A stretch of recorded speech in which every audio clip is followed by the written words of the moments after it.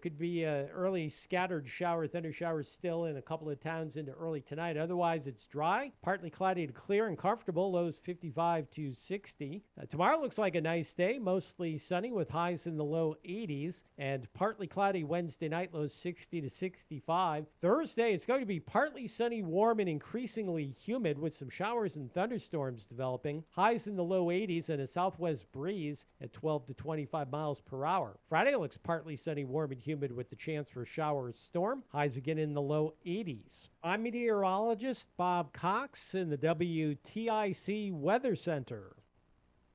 On Wall Street, the Dow's up 101 points. The NASDAQ is up 111.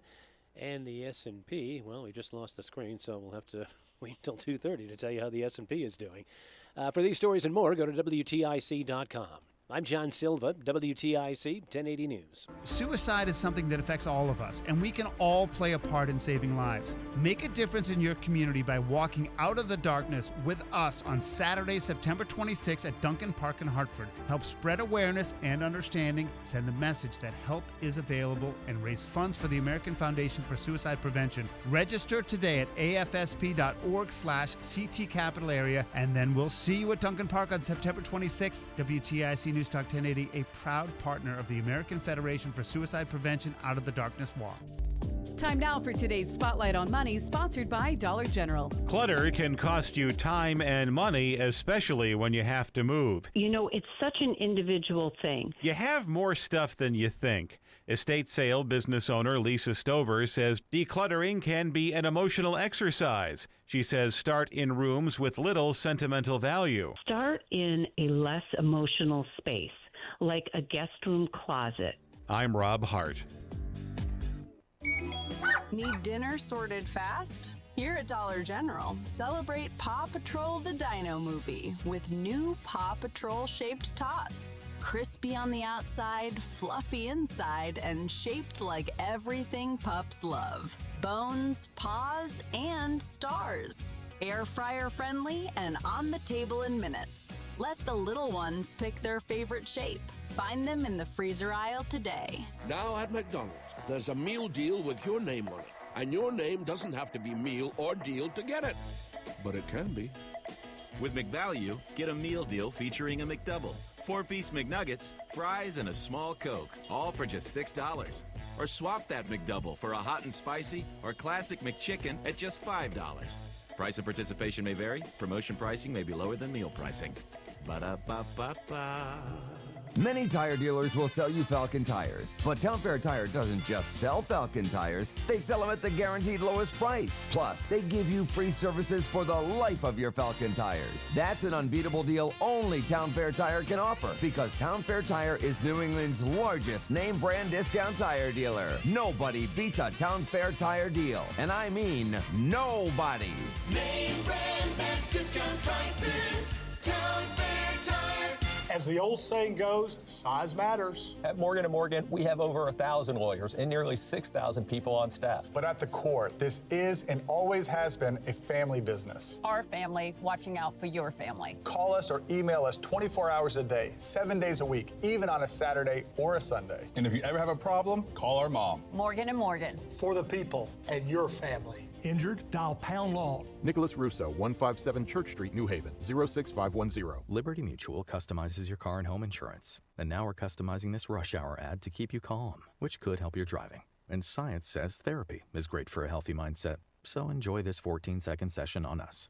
I think you've done everything right and absolutely nothing wrong. In fact, anything that hasn't gone your way could probably be blamed on your father not being emotionally available because his father wasn't emotionally available, and so on.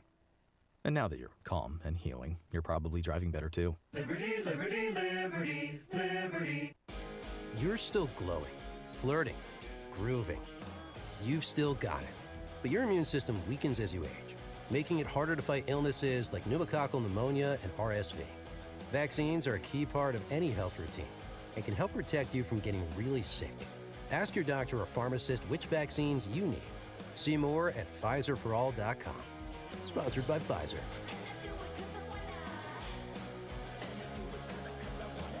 paid for by government. Have you heard? The United States Mint has released the first ever dual date 1776 to 2026 American Eagle silver dollar in collector quality. Minted in 99.9% pure silver with the 1 year only Liberty Bell 250th special privy to celebrate America's 250th anniversary. Coin experts are calling this an amazing limited time opportunity for anyone that knows the enduring popularity of the Silver Eagle. These limited edition collector quality Silver Eagles are brand new, bright and shiny legal tender coins minted at the iconic West Point Mint. Call now and you are guaranteed a new 99.9% pure silver dual dated 1 year only issue Silver Eagle. The first time in history this has happened, but with limited quantities you must call now to order. To learn more, call 1-800-888-7618. If you order now, you'll receive a free collector bonus of $50 value free with every order. Call 1-800-888-7618 now to secure your new 2026 American Silver Eagle before they are gone.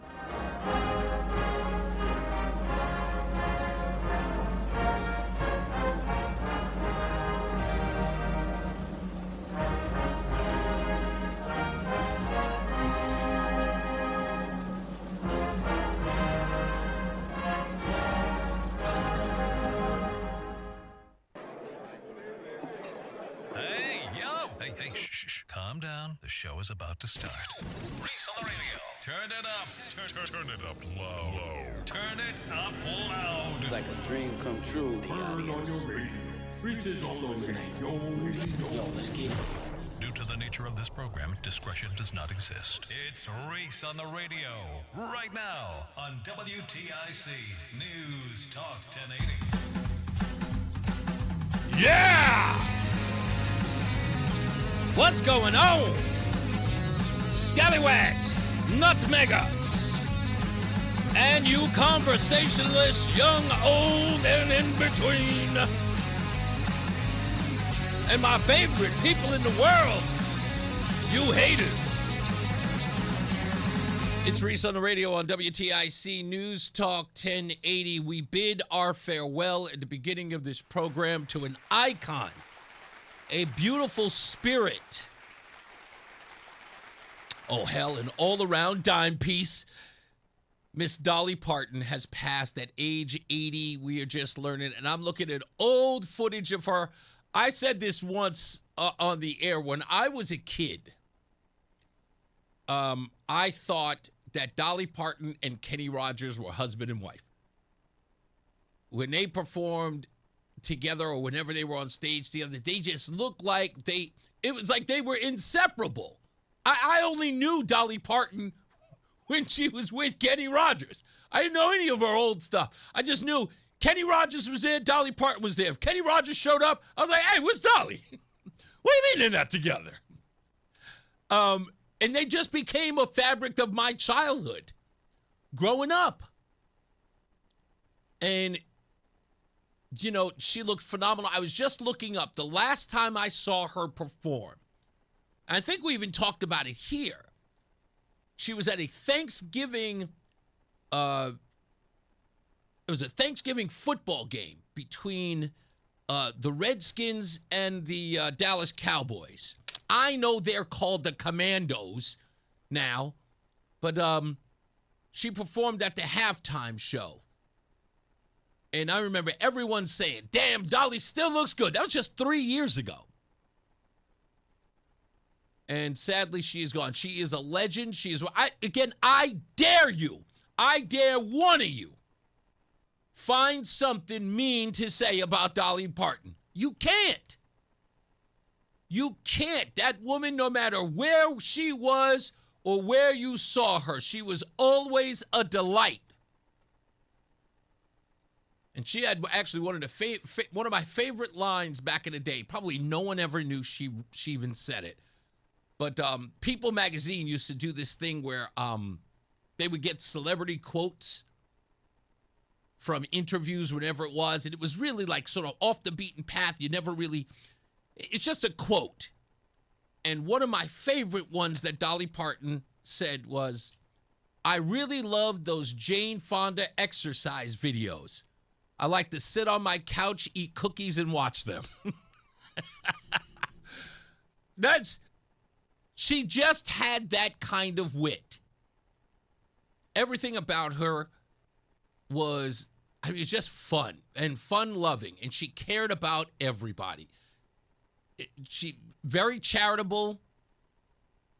Dollywood will live. I think Dollywood right now has just reached iconic levels as an amusement park with her passing. I think it was there before then, but it is way, way above the fold now. It is sad to see her gone. That's right, Lori. She was generous and genuine. She was, again, absolutely. We just went to Dollywood, Matt says. Really? And that's also true, Lori. She never did. She didn't care.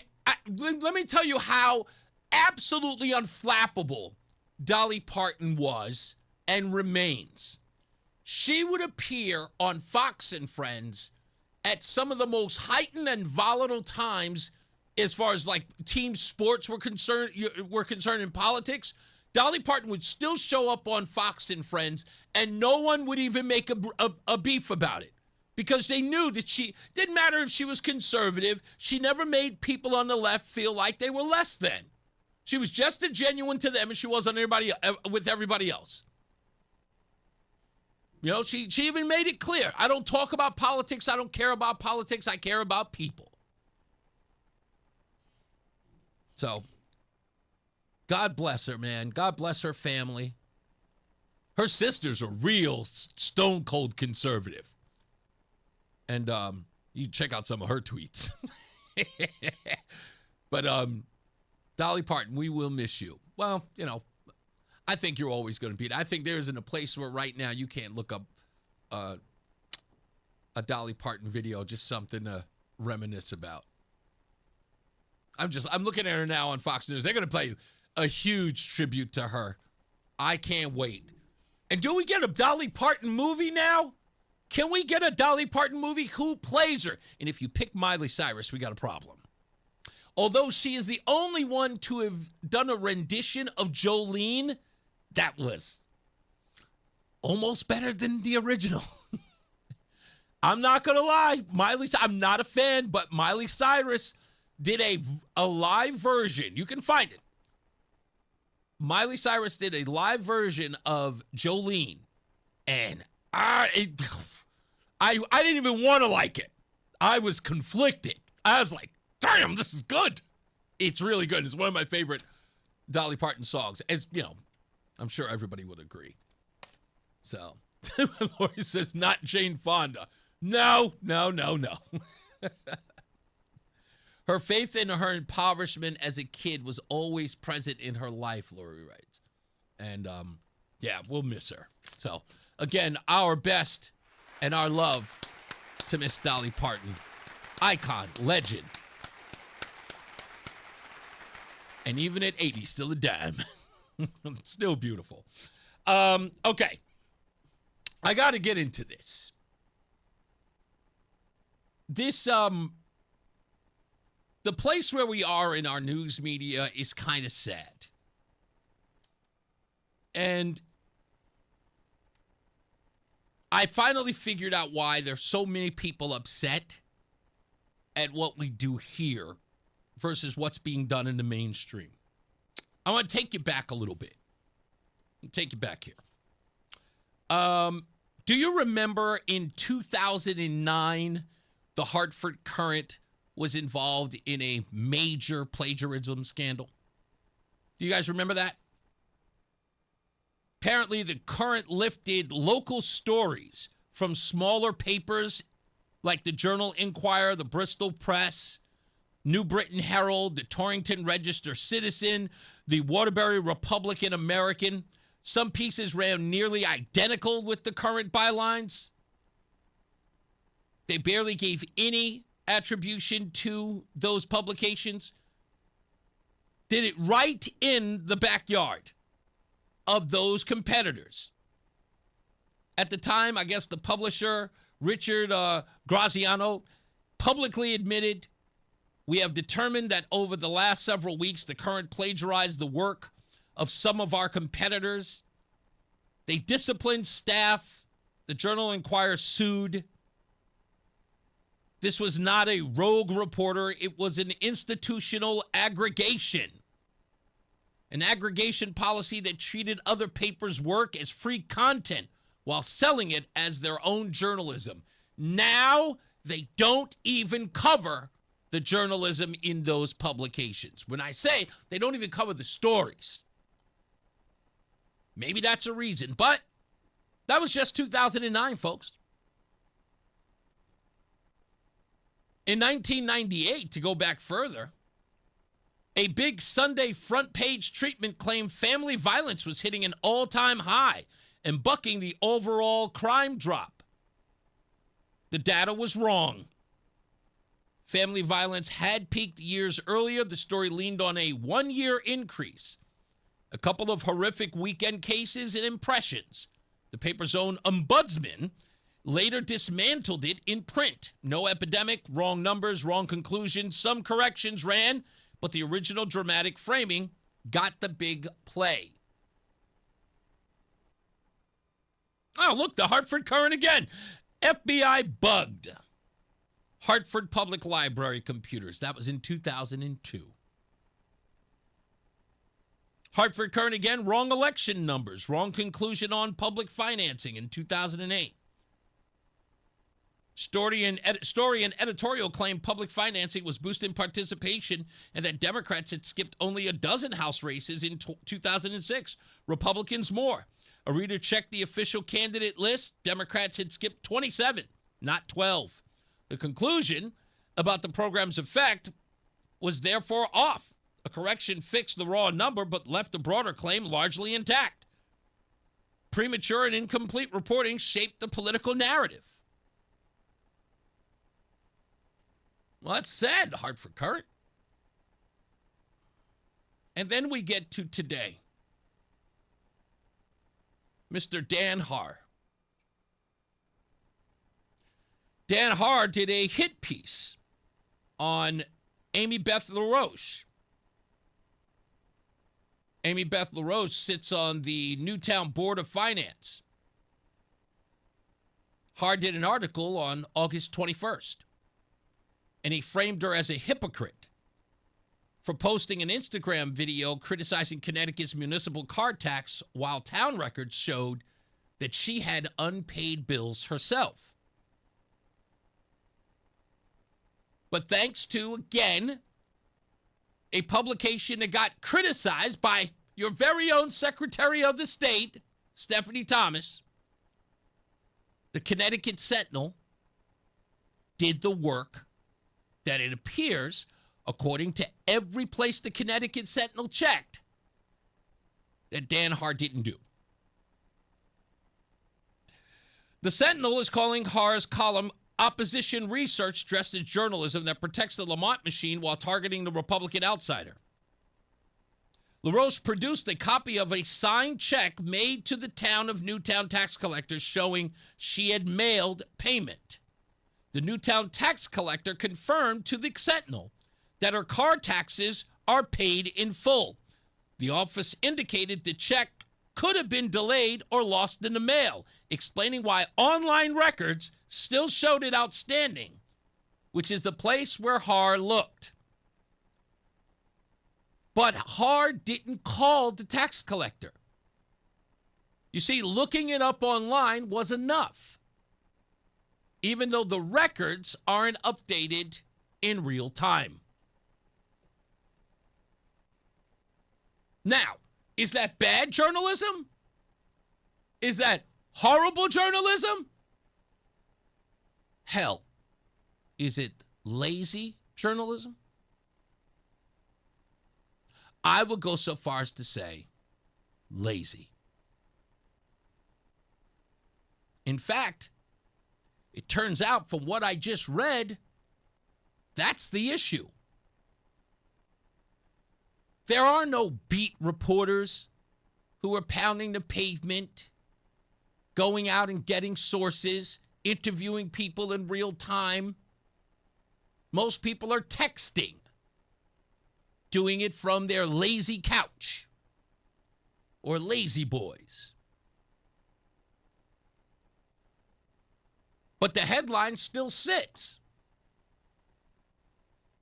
Where's the retraction? Will there be one? Should the retraction be somewhere buried in a paper in a byline? Of course not. No. And here's why. Here's why. Because this lazy journalism resulted in Amy Beth LaRoche getting really horrible things said to her and about her and messages. I thought that was a concern of this administration or people in the like. I thought they thought it was wrong for bad reporting to put people's reputation, if not their lives, in jeopardy. Wasn't that the problem with Miss Melissa Ramirez, allegedly the legal one? Shouldn't the reporters be a little more responsible? I mean, that's the whole problem here, right? How did we get into the case with the Melissa Ramirez thing, right? Was it the work of the Danbury Police Department? Yes, but who were the first people to report and put these things on the record? Well, that was the Connecticut Mirror. Did they do anything wrong? No, they did. They posted exactly what they were given by the police department. But what did Stephanie Thomas tell us? What did Ned Lamont tell us? That we need to trust but verify. Don't just put things out there. Well, what about now? Shouldn't that be happening now? Where are the people telling Dan Haar to correct the record? Where are the people who are asking Dan Haar, where did he gather his information? Because we now, thanks to the Connecticut Sentinel, a real paper, they not only provided the information which showed that Amy Beth paid the bill, they even have photographs on their website of the canceled checks. Dan Haar didn't produce that. In fact, nothing in his source material says he spoke to anybody. So, my question, Mr. Haar, where did you get your info from? On the website? And does that pass as journalism today? Or were you just doing what you always do, as a lot of journalists do? Will you just play partisan hack job and trying to destroy the woman's career, if not her campaign? When we come back, more of the same with other journalism on issues that are not tragedies or outbreaks. This one will make you laugh. Stand by. It's Reese on the radio. That'll be 54.52. Perfect. Grab the bags, honey. Mom, why do you always check your phone before we pay? I'm just claiming my cash back on the Upside app. Since we're getting a $10 bonus on groceries here and we filled up the car on the way, we already earned enough this morning to pay for some extra treats you can bring to school this week. Wait, so the app pays for snacks? Not exactly, but the cash I earn on stuff we need helps us pay for the stuff we want. It's just a little win for our family every week. With Upside, you can earn cash back on your everyday essentials and back-to-school favorites. The free app also gets you cash back on routine purchases, like gas and dining out, at more than 100,000 locations nationwide. No points, no rebates, just cash back straight to your wallet. Download the free Upside app and use promo code CLASS10 to get a $10 bonus on your first purchase. That's promo code CLASS10 to get a $10 bonus. Remember, use promo code CLASS10. Offers vary by user and location at participating merchants. Go to upside.com for terms and conditions. Get a head start to your day with WTIC News Talk 1080. Listen to us live on the Odyssey app before you even hit the road. Get the breakdown on the biggest news stories that Connecticut is talking about. To get started, download the Odyssey app and search for WTIC News Talk 1080. Hi, I'm Joe with SimpleSaleUSA.com, and I buy houses cash. If you own a house and want to sell it fast at a fair price, call me at 203-896-4000. I can pay cash and close in as little as 7 days. I buy houses in any condition, any price range, and more importantly, anywhere in Connecticut. I'm a private real estate investor who buys several houses a month, and I want to buy more. I buy inherited houses, divorce houses, behind in payment houses. I even buy my tenant won't pay me the rent houses. Do you own a house that is trash and needs thousands of dollars in repairs? Great, because I love buying junk houses. I buy vacant houses, abandoned houses, condemned houses, and even foreclosure houses. If you own a house and want to sell it fast, call me at 203-896-4000. That's 203-896-4000. 203-896-4000. And now, a WTIC news update. It's 2:30, Hartford temperature 79 degrees. I'm John Silva, WTIC 1080 News. Bob Cox in the Weather Center sees partly sunny skies today. Some areas will see a shower or perhaps a thunder shower, but not for everyone. All the forecast details coming up. Breaking news, there is word this afternoon of the death of music legend Dolly Parton. Jolene, Jolene, Jolene, Jolene. Parton's career spanned nearly 60 years with the release of her debut album in 1967. She had a slew of hits, including Jolene Here, as well as 9 to 5 and I Will Always Love You, which was also covered by Whitney Houston in 1992 for The Bodyguard. Parton was also a philanthropist, having donated millions to childhood literacy through her Dollywood Foundation. Again, Dolly Parton dead at the age of 80. Body of a man who went missing this month in Shelton has been found. A silver alert was issued back on August 16th for 73-year-old Christopher Taylor. There's no word on a cause of death or where exactly Taylor was at the time he was found. He was found yesterday. The Office of the Chief Medical Examiner will conduct an autopsy. First day of the 2026-27 school year for hundreds of students across the state. Number of municipalities opening up today, including Hartford and Waterbury. Also, the first day of school. The staggered openings will continue throughout the week, with Danbury and Waterbury and Stamford opening today. Other districts opening this week include Southington, Wallingford, Bridgeport, and Norwalk, among many others. Canada announcing retaliatory tariffs against the U.S. after relations deteriorated sharply. President Trump told Canadian leaders to fall in line or face consequences far worse than extending existing tariffs. Canada's Prime Minister is accusing Washington of trying to subordinate his country. WTIC News Time is 2:32 from the WTIC 24-hour traffic network. Looks like we've gotten rid of an accident earlier in Meriden on 91. Another crash, though, reported. This one on the Parkway to New Haven on the northbound side between exits 42B and 46. Left lane closed with that. Here's Bob Cox with the WTIC Weather Center forecast. During the afternoon, we'll see a mix of sun and clouds. A few times we'll see a shower or thunder shower pop up as we go through the afternoon and evening. High temperatures today about 75 to 80 with a west to northwest wind at about 10 miles per hour. There's the chance for a scattered shower, thunder shower early tonight. Otherwise, it's partly cloudy to clear, lows 55 to 60. Mostly sunny Wednesday, a nice one with highs in the low 80s and still pretty comfortable humidity. Partly cloudy Wednesday night, lows 60 to 65, and then it's warm and turning more humid Thursday. Some partial sun, but also some showers and thunderstorms around. High in the low 80s with a southwest breeze increasing to 12 to 25 miles per hour. I'm meteorologist Bob Cox in the WTIC Weather Center. Markets in positive territory so far this Tuesday. The Dow up 117, the NASDAQ up 123, and the S&P is up 17 points. For these stories and more, go to WTIC.com.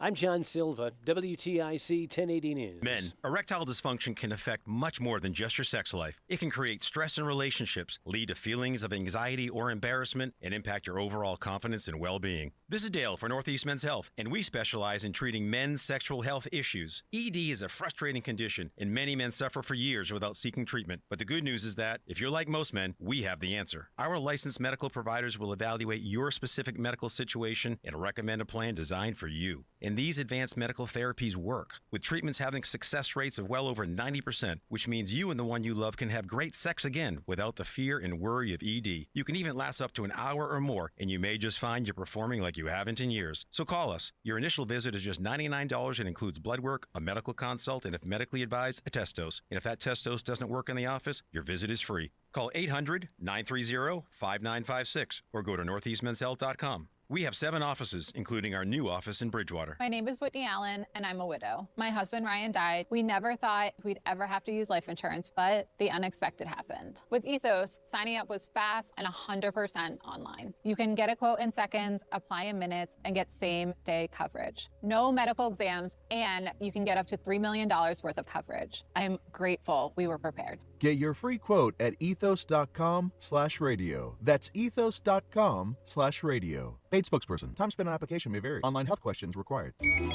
Need dinner sorted fast? Here at Dollar General, celebrate Paw Patrol the Dino movie with new Paw Patrol shaped tots. Crispy on the outside, fluffy inside, and shaped like everything pups love. Bones, paws, and stars. Air fryer friendly and on the table in minutes. Let the little ones pick their favorite shape. Find them in the freezer aisle today.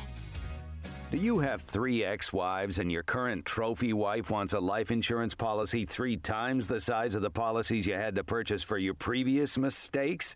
If so, you need to call Big Lou at Term Provider, 800-700-6898. Big Lou is intimately familiar with your problems, and if you're 50 or 60 years old and in reasonably good health, a $1 million policy should only cost about $100 to $200 per month. Big Lou may have a solution for your previous policies as well. You may even save enough money to lighten the load on your new $1 million policy. Remember, call Big Lou. He's like you, except he's only on number 2. Call Term Provider at 800-700-6898. That's 800-700-6898 for $1 million in term life insurance that you can live with. Call Big Lou at 800-700-6898. 800-700-6898. If you're in Hartford and caring for a loved one with Medicaid or is eligible for Medicaid, get paid starting today. Freedom Care has already helped over 162,000 families get the care they deserve, with 97% satisfaction and more than 8,000 5-star reviews. If you have Medicaid and are 65 or older, you need to hear this. You may qualify to choose a caregiver you already trust. A family member who lives with you can start getting paid to care for you. No agencies, no strangers, just someone you know, helping with meals, medication, bathing, mobility, and more.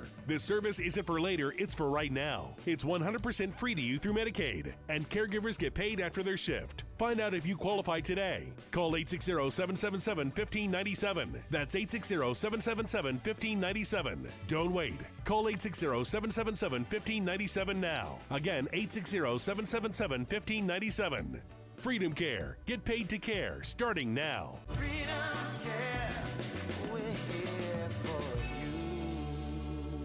Brian Shackman here for Brian and Company on WTIC News Talk 1080. Yeah, Wednesday hump day. Bob Cox will have your forecast. We can look ahead to a late August weekend. Why not? Morgan Cunningham on news, Mark Christopher on your traffic. Matt Stroys and I try to drive the bus.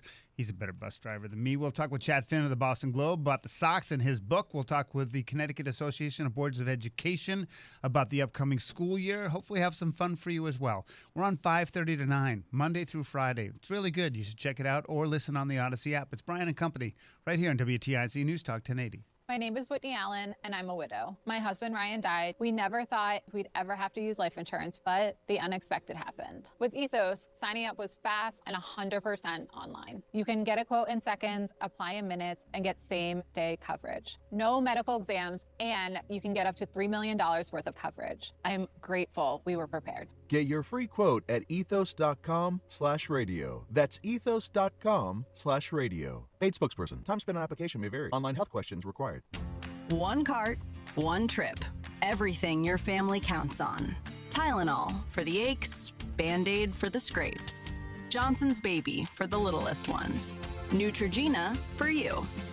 Find them across the store here at Dollar General. And Kenview proudly supports the Dollar General Literacy Foundation and Yellow Glasses. Grab a pair up front for $2 and help fund reading programs for local kids. Fan of WTIC? Then do us a favor. Download the free Odyssey app and favorite WTIC. All right, we're back. Reese on the radio here. I'm going to read show a statement. I shouldn't say that. Play a statement from the estate of Dolly Parton. It just posted a little while ago. So I'll put it, they're doing a deep dive over here on Fox News. They have not let up since we went to commercial break talking about that. But I want to finish up with this piece real quick on the press line. You guys heard this whole thing about the measles outbreak? Pennsylvania now is the focus. And the reason why is because yesterday there was talk about a third measles case in Connecticut, and that became everybody's focus. And I have a keen sense for this. I never, ever jump knee-jerk when I hear these stories because I know, I feel it. What? Why is this a thing? What do you mean the third outbreak of me? That's not an outbreak. It's 3.6 million people in this state. What do you mean an outbreak? 3? News 12 put on the chyron like a siren. Third case of measles confirmed. State seeing the highest number of cases since 2019. WFSB used the same line. Patch led with the Hartford County adult. NBC Connecticut opened with death. The facts underneath are smaller than the font. Connecticut Department of Health confirmed a third measles case of 2026 on Monday. A Hartford County adult back from international travel, hospitalized with a high fever, then a rash, vaccination status unknown. That's the case. That's the scare. Highest since 2019 is doing a lot of work. In 2019, CDC's own measles update listed Connecticut at 3 cases. This year, the state is there at 3 again. You can call that a tie with the last notable year. You cannot call it a surge without the rest of the sentence. The rest of the sentence is sitting in the state's own files.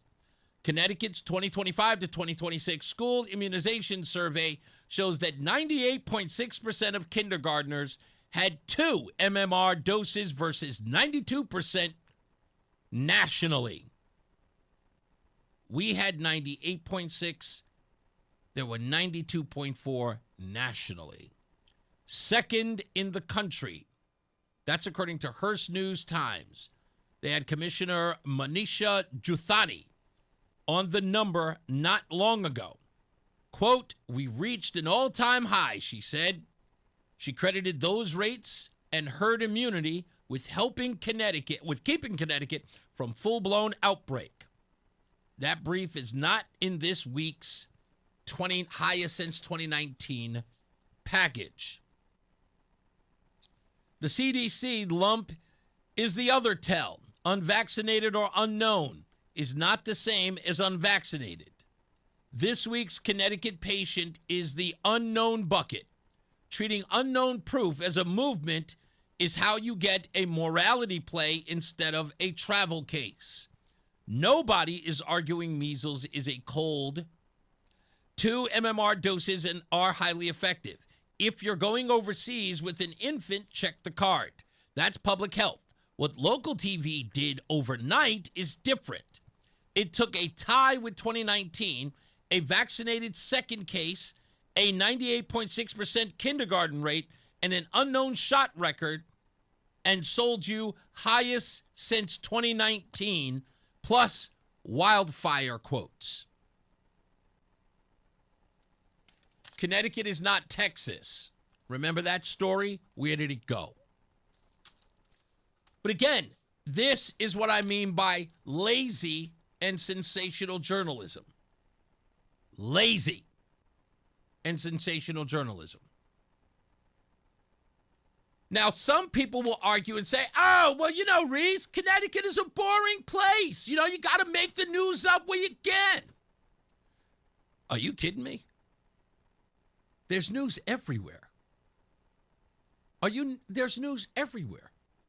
I've got a Connecticut corrections officer story I'm working for this week. Yeah, and it's a wild story about a girl who meets a guy. The girl goes through the guy's phone. Yeah, some real dirty stuff. Yeah, we're going over that story. There's plenty of news. Some people I tell these news stories to, they just roll their eyes. Yeah. Why aren't you reporting on it? Yeah, you could. But they're not. Again, this is lazy and agenda-based. That's the whole deal. You can have a bunch of news stories you can cover. They just don't want to. So I said, we're not going to complain about that here. We're just going to get it done. That's all. That's all you can do. Let me see if I can play this statement from Dolly Parton's family. This young man is on here. Let me get this real quick. That news is going to cover everywhere. Let me see if I can play it here. Let's. Hey everyone, my name is Brian Seaver, son of Cassie Parton, and I'm representing the Parton and Owens family today, announcing the passing of my Aunt Dolly Rebecca Parton Dean, sister, sis, Aunt Granny to one generation and Gigi to the next. This video announcement is something Dolly asked of me years ago, before I fully absorbed it as a future reality. As her head of security for more than 2 decades, a role my father Larry held before me, I have imagined the heaviness of this moment, but haven't truly felt it until now. It is an honor that is mixed with absolute pride and great sadness. But sadness lies with us, not with Dolly. Dolly has lived in the light and is in the arms of Jesus, surely met by Carl, her parents, and countless others who have watched her and longed for her to meet them in the heavens. I first went on the road with Dolly as a kid, getting a taste of the road life in the early 1980s. Dolly opened doors not just for me, but for her entire family to reach the potential we didn't even know was possible. Dolly also opened doors for generations of singers, songwriters, musicians, and dreamers from every walk of life and across every continent. By her example, we believed that anything was possible.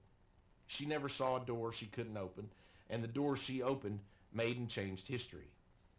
My family and I have shared a lifetime of beautiful memories with Dolly, but so have you. She has always been on your television, your record player, your CD, and on your phone playlist, becoming an extended part of your family whether you liked it or not. Our family and the team she has entrusted with her legacy will work diligently to ensure her spirit will live with us forever. Dolly was a farmer, just like her daddy. He farmed the soil, she farmed songs and happiness. Dolly called me and said she wants to rest in a beautiful bed of plush cotton because after a life wearing heavy rhinestones, she finally deserves to be comfortable and have some rest. Rest in peace, Aunt Dolly, Aunt Granny, Gigi. May God bless Dolly Parton, and may God bless you all. She will always love you. That's a beautiful ending. She will always love you. Her own song. Goodness gracious. Give it up to that wonderful message. Dolly Parton, 80 years old, died today. See, there's stuff pouring in from Reba McEntire. I will never forget the first time that I met you, and I will never forget our last conversation. Reba McEntire, I will always love you, Reba McEntire. Another person I think is going to go down in the sort of folklore of country music. Another nice individual, Reba McEntire. I can't say she's as nice as Dolly, but Reba McEntire is a close second.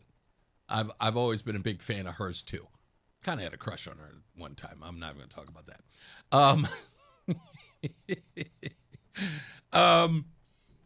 She's got red hair. What are you going to do? It's just a thing. It's a thing. Let me see some messages that are coming in. Let me see. That's from Residence Inn. Okay, that's Gino talking about Annabeth. Okay, yeah, we tried to reach her earlier, my friend. Yeah, we took care of that. My wife Roseanne just found out about Dolly Parton, so she's just mentioning that now. she was, again, an incredible woman. How do you not say something great about her? I don't know one person that can say a bad thing about her. Not one. Like, what are you going to say? Like, she didn't play politics enough? I don't think there's anything you can say about her. So, they're playing an old interview of her on America Reports. Ugh. I don't even know what to say. I feel like, what are you going to do? You're going to play? Do you play Dolly Parton music all day? That's like, what are you going to do?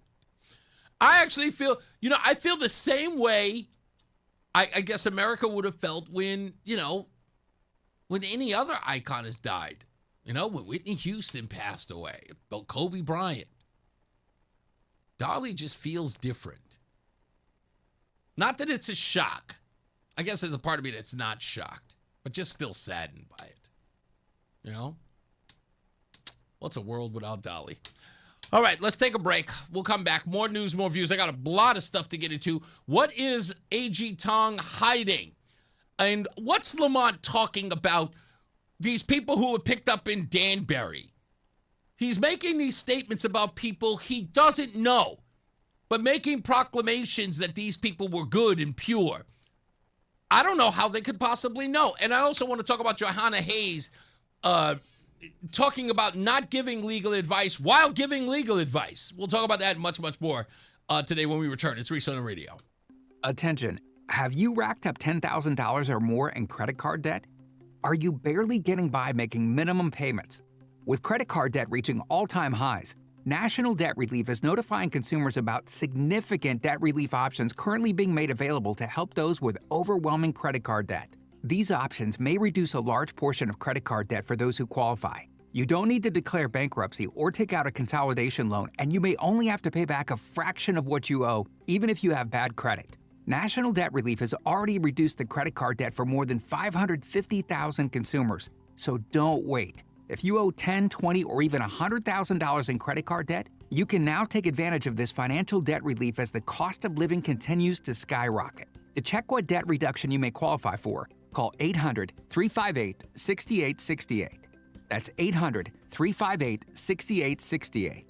Again, 800-358-6868. If you're in business, you've most likely heard the phrase customer retention. Providing superior service to retain great customers like DTEC Service in Cromwell is a priority at Tab Computer Systems. Years ago, we were using another managed service provider for our IT support, and we weren't happy with their performance. That's DTEC's Todd Vigorito. He explains how he became a Tab customer. I was familiar with Eric from his radio show, Computer Talk with Tab, and decided to give him a call and see what they could offer us. We've been together ever since then. What does Tab offer that keeps Todd and DTEC a satisfied customer? Tab offers everything that we need and always comes through, whether it's new hardware or updates to software. They're always there to take care of it. Dedication to customer service. Just another reason to call Tab Computer Systems today. 1-888-TAB-4-HELP. 1-888-TAB-4-HELP. Or visit tabinc.com. Technology's advancing business. Tab Computer Systems. Paid for by government. Have you heard? The United States Mint has released a first-ever dual-date 1776 to 2026 American Eagle silver dollar in collector quality. Minted in 99.9% pure silver with a one-year-only Liberty Bell 250th special privy to celebrate America's 250th anniversary. Coin experts are calling this an amazing limited-time opportunity for anyone that knows the enduring popularity of the Silver Eagle. These limited edition collector quality Silver Eagles are brand new, bright and shiny legal tender coins minted at the iconic West Point Mint. Call now and you are guaranteed a new 99.9% pure silver dual-dated one-year-only issue Silver Eagle. The first time in history this has happened, but with limited quantities you must call now to order. To learn more, call 1-800-888-7618.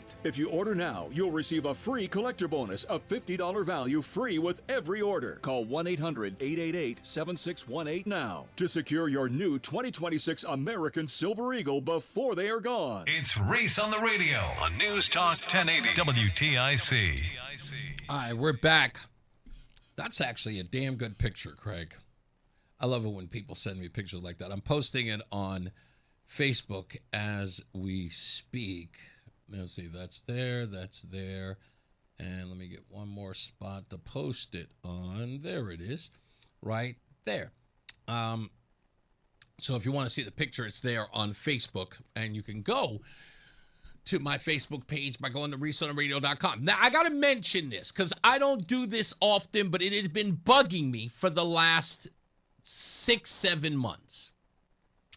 And I said, there isn't enough going on at ReeseOnTheRadio.com.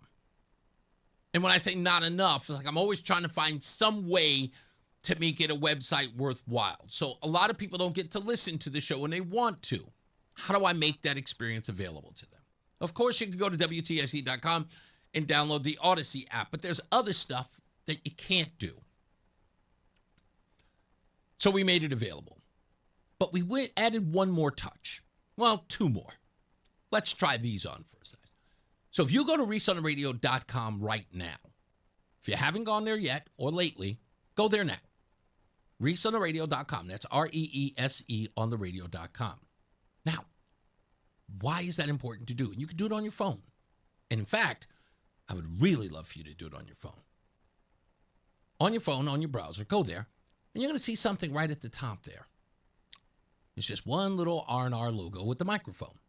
Folks, that is the Reese on the Radio app. That's right. It gets better. It gets better. So with the Reese on the Radio app, you can listen to the show, right? You can listen to it live or watch it live, and you still listen to it. Or you can listen to it, the podcast, afterwards. See, you can do both. And then it goes one step further. If you look at the top of the screen, there is a live news ticker that goes right across. All the news and all the views right there.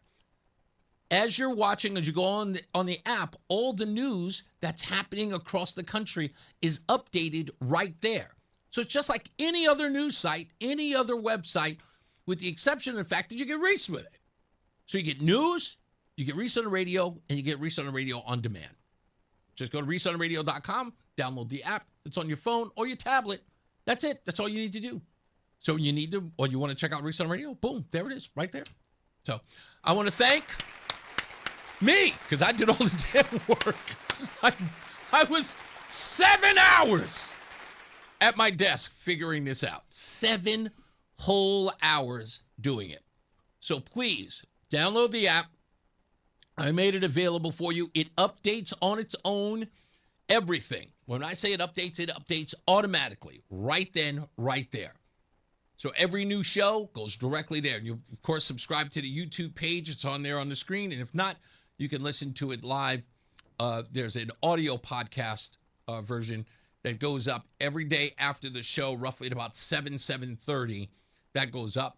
Oh, and I forgot, the Substack is there as well. If you want to read the Substack stuff, that's also every Sunday at 7:30 in the morning. So that's your Sunday morning reading, plus the show, anytime you want, on demand. And that's the Reese on the Radio app. Just go to ReeseOnTheRadio.com, ReeseOnTheRadio.com. Again, I don't know anything. I'm not really savvy, so I've got to walk through that stuff piece by piece. And it's not always best to hire someone to do it because they never do it the way you want to. So I had to learn all of this stuff alone. That scroll, if you're on the site now and you see that news scroll, when I first set it up, that thing was zooming by. Just kept zooming. Goodness gracious. If you're on the computer and you hover over that news story that you see going over there, try this on for size. This is great. If you're on on your phone doing it, you can stop the scroll by touching the news story, and then it'll stay there. If you want it to start again, just click live and it'll scroll again. So the whole thing, like I said, absolutely interactive. Of course, you can respond to the show there. Send us a, go into the email and send us a message. So the whole thing is there. Let me see. You did the technicals. You sure it's working? Joey V. Yes. That's the reason why it took me 7 hours. Every detail, every color, every picture, photograph. I had to go over it 3 times to make sure it was working. And if it didn't, I was losing it. So yes, I'm sure it's working. Go there yourself, Joey V. Check it out yourself and find out whether or not it's working. Anyway, like I said, today we've got Moment of Dough from Gary, Indiana. We've also got the vote is rigged, and Democrats who say that everybody's united and it's a big tent. I don't think so. I got evidence to suggest otherwise. And what is William Tong hiding? It seems like this Tong administration does a lot of hiding the ball and secrecy, especially for a guy who keeps telling everybody he's afraid of nothing. Apparently, the one thing that scares him is transparency. We'll talk about that and much, much more, and how John Bolton could actually he can seize this moment and get William Tong to start giving up the books. We'll talk about that and much, much more, so stand by. It's Reese on Radio, WTIC News Talk 1080. This is WTIC News Talk 1080 with Brian and Company in the morning, Reese on the radio in the afternoon, and news around the clock. WTIC and WTIC FM HD2 Hartford and Odyssey Station. It's 3 o'clock, Hartford temperature 79 degrees. Good afternoon, I'm John Silva. WTIC 1080 News. We've got the clouds, we've got the sun, and we may have a passing shower or a thunder shower also in some spots. All the forecast details coming up. The music world is mourning the death of Dolly Parton. ABC's Michelle Franzen. The country music legend known for her lilting voice and writing songs that hit home, including Jolene and I Will Always Love You. Parton turned to acting in 9 to 5, and she also expanded her empire to support charities close to her heart. Parton was a prolific songwriter as well, with a catalog of over 3,000 compositions. In an interview with the late Barbara Walters, Parton said there was more to her than her looks. I want people to know there's some brains beneath the wig and a heart beneath the boobs. And I think people are beginning to see that. Parton was also a philanthropist, donating millions of dollars to childhood literacy through her Dollywood Foundation. Her publicist says Parton died peacefully at her home in Nashville. She was 80 years old. A teacher in the New Haven school system is under arrest for allegedly having an inappropriate relationship with a student. Back in April, Elm City police say they were contacted by the Board of Ed and a child's parents regarding the allegations. 50-year-old Simon Edgett is a teacher at the Sound School. Investigators say Edgett had met with the student outside of school without consent or knowledge of their parents. In addition, police say there was evidence to suggest he'd spoken to and texted the student in an inappropriate manner. Edgett is charged with risk of injury and harmful communication to a minor. Bond was set at $50,000. An immigrant rights group says a series of arrests on Monday marked a major escalation of ICE activity. Observers recorded 21 detentions in Danbury, Stamford, and Bridgeport, but the group CT Students for a Dream believes more than 4 times that many may have been taken. Executive Director Tabitha Sudeo says the arrests appear to have been made at random. What we saw yesterday were just folks being picked up en masse, racially discriminated, just swept from parks, day laborers waiting to get picked up for jobs. So I think all of us are pretty shaken up about it. She says public officials were not given a heads up about the activity. House, where a now 33-year-old man says he was held captive for 20 years by his stepmother, may have a buyer. There's a hearing taking place today on the potential sale. This after court records indicated a possible buyer. Kimberly Sullivan is accused of keeping the man, only known as S, locked away in the house with little outside interaction. He says he set the home on fire in February of last year in an attempt to escape. As for the sale of the Blake Street home, a previous sale was voided by a probate judge who questioned why Sullivan only listed 2 daughters as heirs but not S. Sullivan's due back in court next month, where her attorney is expected to reject a plea deal in that case. Final rebuttal witnesses called today in the Lindsay Clancy murder trial in Massachusetts. The Wallingford native's defense says Clancy was in the throes of severe postpartum psychosis. However, correspondent Peter Haralambous reports a forensic psychologist disputed that on the stand today. Providing kind of an alternate theory of motive here. His argument is that Clancy is someone who was controlling and disciplined throughout her entire life, and that after her mental health began to decline right around October 2022, and she began seeing all these experts and doctors, she became frustrated that her symptoms could not get under control, that she was declining, that she couldn't really do anything about it. She then considered suicide. Clancy killed her 3 small children before taking her own life. WTIC News Time is 3:04 from the WTIC 24-hour traffic network. We have a crash to report, earlier crash on the Parkway. New Haven has been cleared, but that's been replaced by another crash. This one on 69 on Woodbridge, closed in both directions between Landon Road and Bradley for a gas main repair. So expect to find an alternate route if your travels take you in that direction. Most of the road work should be wrapping up within the next half hour or so. Here's the WTIC Weather Center forecast. A clearing sky overnight. It'll feel like fall once again with a low of 58. Plenty of sunshine, low humidity tomorrow with a high of 81. Partly cloudy tomorrow night down to 62 degrees. Humid on Thursday with a thunderstorm in spots in the afternoon. The high temperature 82. We will see a couple of showers and a thunderstorm on Friday with a high of 82 as well. Now on Saturday, we finally get rid of that system. A mix of sun and clouds, less humid, the high 81. Plenty of sunshine on Sunday, the high temperature up to 80. This is meteorologist Chad Merrill in the WTIC Weather Center. All right, 78 and partly sunny right now in Hartford. Dow Jones is up 143 points. The NASDAQ ahead 134 and the S&P up 19. For these stories and more, go to WTIC.com. I'm John Silva. WTIC 1080 News. Welcome to Verizon Small Business Days as a business expert meets Patty of Patty's Diner. They're looking through Patty's tech and plans, and Patty scores great deals on business internet and One Talk, plus a free 5G phone. Score a meeting with a Verizon business expert August 17th to the 30th. Call 1-800-483-4428 or go to verizon.com/SMB days. Available for select 5G phones. New line device payment agreement and MyBiz plan with $5 a month add-on spending required. Applicable credit applied to account over agreement term up to 36 months. Terms apply. Offer ends 8/30/2026. I'm not one to say I told you so, but I switched to Pure Talk over a year ago, and ever since I've been telling people there's no better wireless company out there. Well, a few months ago, a massive survey was conducted. 123,000 people were asked to rate their wireless carrier in 4 categories: coverage, support, data, and overall value. Well, the results are in. Guess which wireless company was the only wireless company to get 5 stars in every category? Yeah, Pure Talk. 5 stars, every category.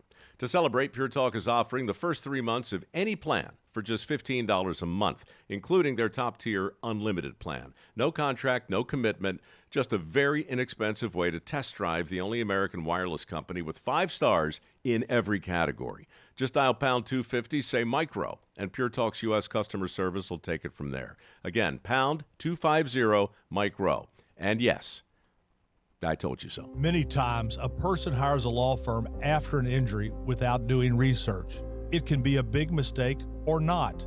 Sometimes, after you have hired a certain lawyer, you realize you made a certain mistake. But guess what? Just because you hire them doesn't mean you can't fire them. I'm John Morgan of Morgan & Morgan. If you think you've hired the wrong firm, you may have. So do this. Google Morgan & Morgan results or visit forthepeople.com for cases just like yours. You may find that our full-service injury firm should have been your choice in the first place. Last year, almost 12,000 people discharged their law firm and hired us after further research. We became America's largest injury firm for a reason. Visit forthepeople.com today and let's get started. Or call Pound Law on your cell phone. Morgan & Morgan, for the people. Irby Fisher. No representation is made that the quality of legal services to be performed is greater than the quality of legal services performed by other lawyers. Reese on the radio, making sense of the news. Yeah, even when it makes no sense at all. Now on WTIC News Talk 1080. Also, I got a follow-up to a story I did yesterday that I got a little bit of pushback or some poo-poo on. With poo-poo, yeah, with regards to cannabis usage. And I think people were thinking I was critical of those who use cannabis. I do not. I don't have an issue with those who use it medically. Again, my issue is for the recreational user, the people who think it's the whole, oh, don't smoke because it's cool. Yeah, not that they do, but they know what the deal is. But those are the people who kind of annoy me. But apparently there's another story related to that came out of Yale. I'll talk about that later on in the program. Yesterday, at the end of the show, we mentioned this. that there were attorneys general across the country, who had coordinated as early as April of 2024 to file lawsuits against the incoming Trump administration. But the part that made that strange was it was April of 2024. Joe Biden was still a viable candidate at the time. He had not dropped out of the race. That happened days after the July 13th assassination attempt on Donald Trump in Pennsylvania. So in April, this coordination was going on. That says a lot about what these attorneys general were doing that early on. Someone knew that Joe Biden wasn't going to hack it. Obviously. You don't do it that. Again, no Kamala Harris at the time. They knew that Joe Biden was cooked. They were anticipating a Trump 2024 victory. While everybody else was telling you otherwise, these guys knew what was going on. So they included the Connecticut AG, William Tong, and they were coordinating multi-state lawsuit strategy against a potential Trump administration as early as April, under the Protection for Federal Accountability. This was months before the election and before many of the policies even existed by the Trump administration, which undercuts any claim that the wave of post-inauguration lawsuits were purely reactive defenses of Connecticut's interests. It looks like the AG's office treated it as a national Democratic resistance tool. Connecticut is listed among the offices that have neither produced the 2024 planning emails records nor commented. That fits a documented pattern of Tong's office demanding upfront fees, retainers, appealing FOI commission rulings, and drawing criticism for opacity on public records. A retired Connecticut judge even said, "I despise Donald Trump, but I question whether common interest privilege properly covers pure hypotheticals." In other words, he's saying that he doesn't believe that William Tong's office has a right to keep this material from you. He did all of this on your dime. He did all of this, at least as he's laid it out. I heard him on Gary Byron's show, saying that he was getting billions of dollars for the Connecticut people. Lie, a flat-out lie. If it's a multi-state lawsuit for any amount of money, Connecticut only gets a fraction of that. So he didn't get us billions. We know that. Liar. But I don't think that William Tong has the right to keep this information from the public. I don't think that he has earned the right. I don't think he has any legal right to keep this information from us. Why would he hide it? And this is all I have to say about it. Think about it. William Tong is a shoo-in to be reelected for a third term. Yes? Yes? Come on, folks. That's what you tell me. That's what all the bookmakers are telling me. Right? John Bolton's got no shot. It's a Democrat state. Right? So William Tong, he can actually do whatever he wants. Right? He can be as underhanded as he wants. He can lie. He can hide.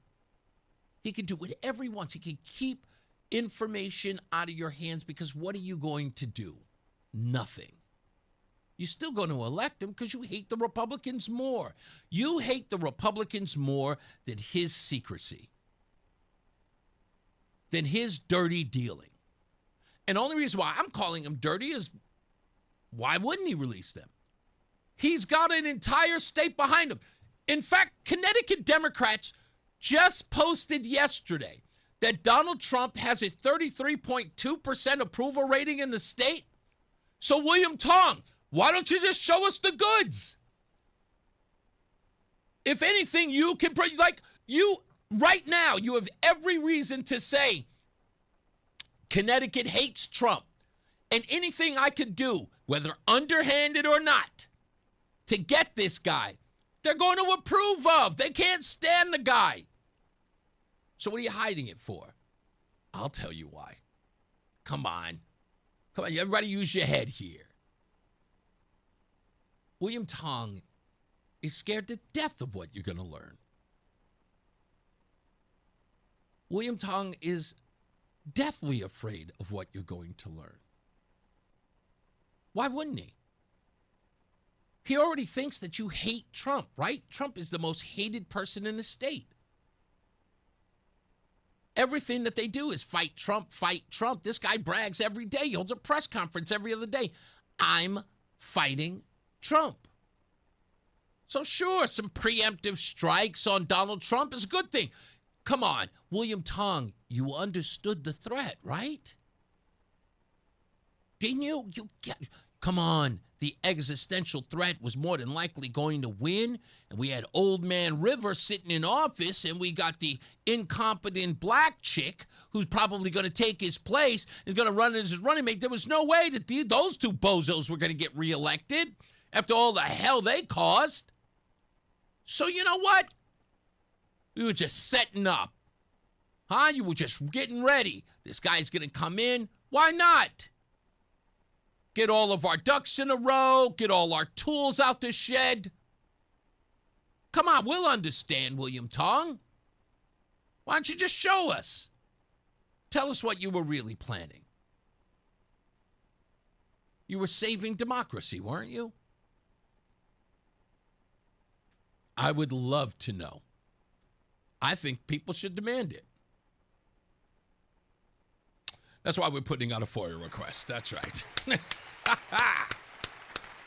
We want it all. I want every bit of it. Yeah. John Bolton is actually talking about this, and I know that he should be running some ads immediately. Like I said, this report says right here, Connecticut is still a blue state.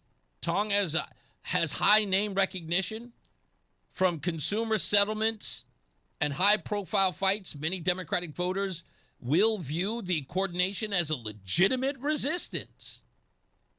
The story is strongest with independents and moderates. Republicans already distrust lawfare and secrecy, are likely to flip the race by itself. But it sharpens Bolton's contrast and forces Tong to defend both the early planning and the refusal to release those records. Bottom line, it's not a made-up conspiracy. It's a documented early coordination of partisan assaults, plus a transparency blackout. William Tong doesn't think you deserve to know what he's doing on your behalf. Sound familiar? He gets to decide. You elect him, he does what he wants. You elect him, he keeps all of the books secret. The only thing you're allowed to know is what he tells you. I don't know about you folks. That don't sound like a democracy to me. The one that they claim to be protecting from the existential threat. Wasn't this guy at a No Kings rally? Screaming and hollering about how he's not afraid. I'm not afraid of anybody. I'm not afraid of anything. Hey, can we see the books? Okay, I might be a little bit afraid. Yeah, there you go. Local journalists should be requesting FOIs. That's right. That's okay. I don't expect them to. I don't. Just got to do it ourselves. We're already on it. The Connecticut Sentinel on it. Here, Reese on Radio on it. John Bolton on it.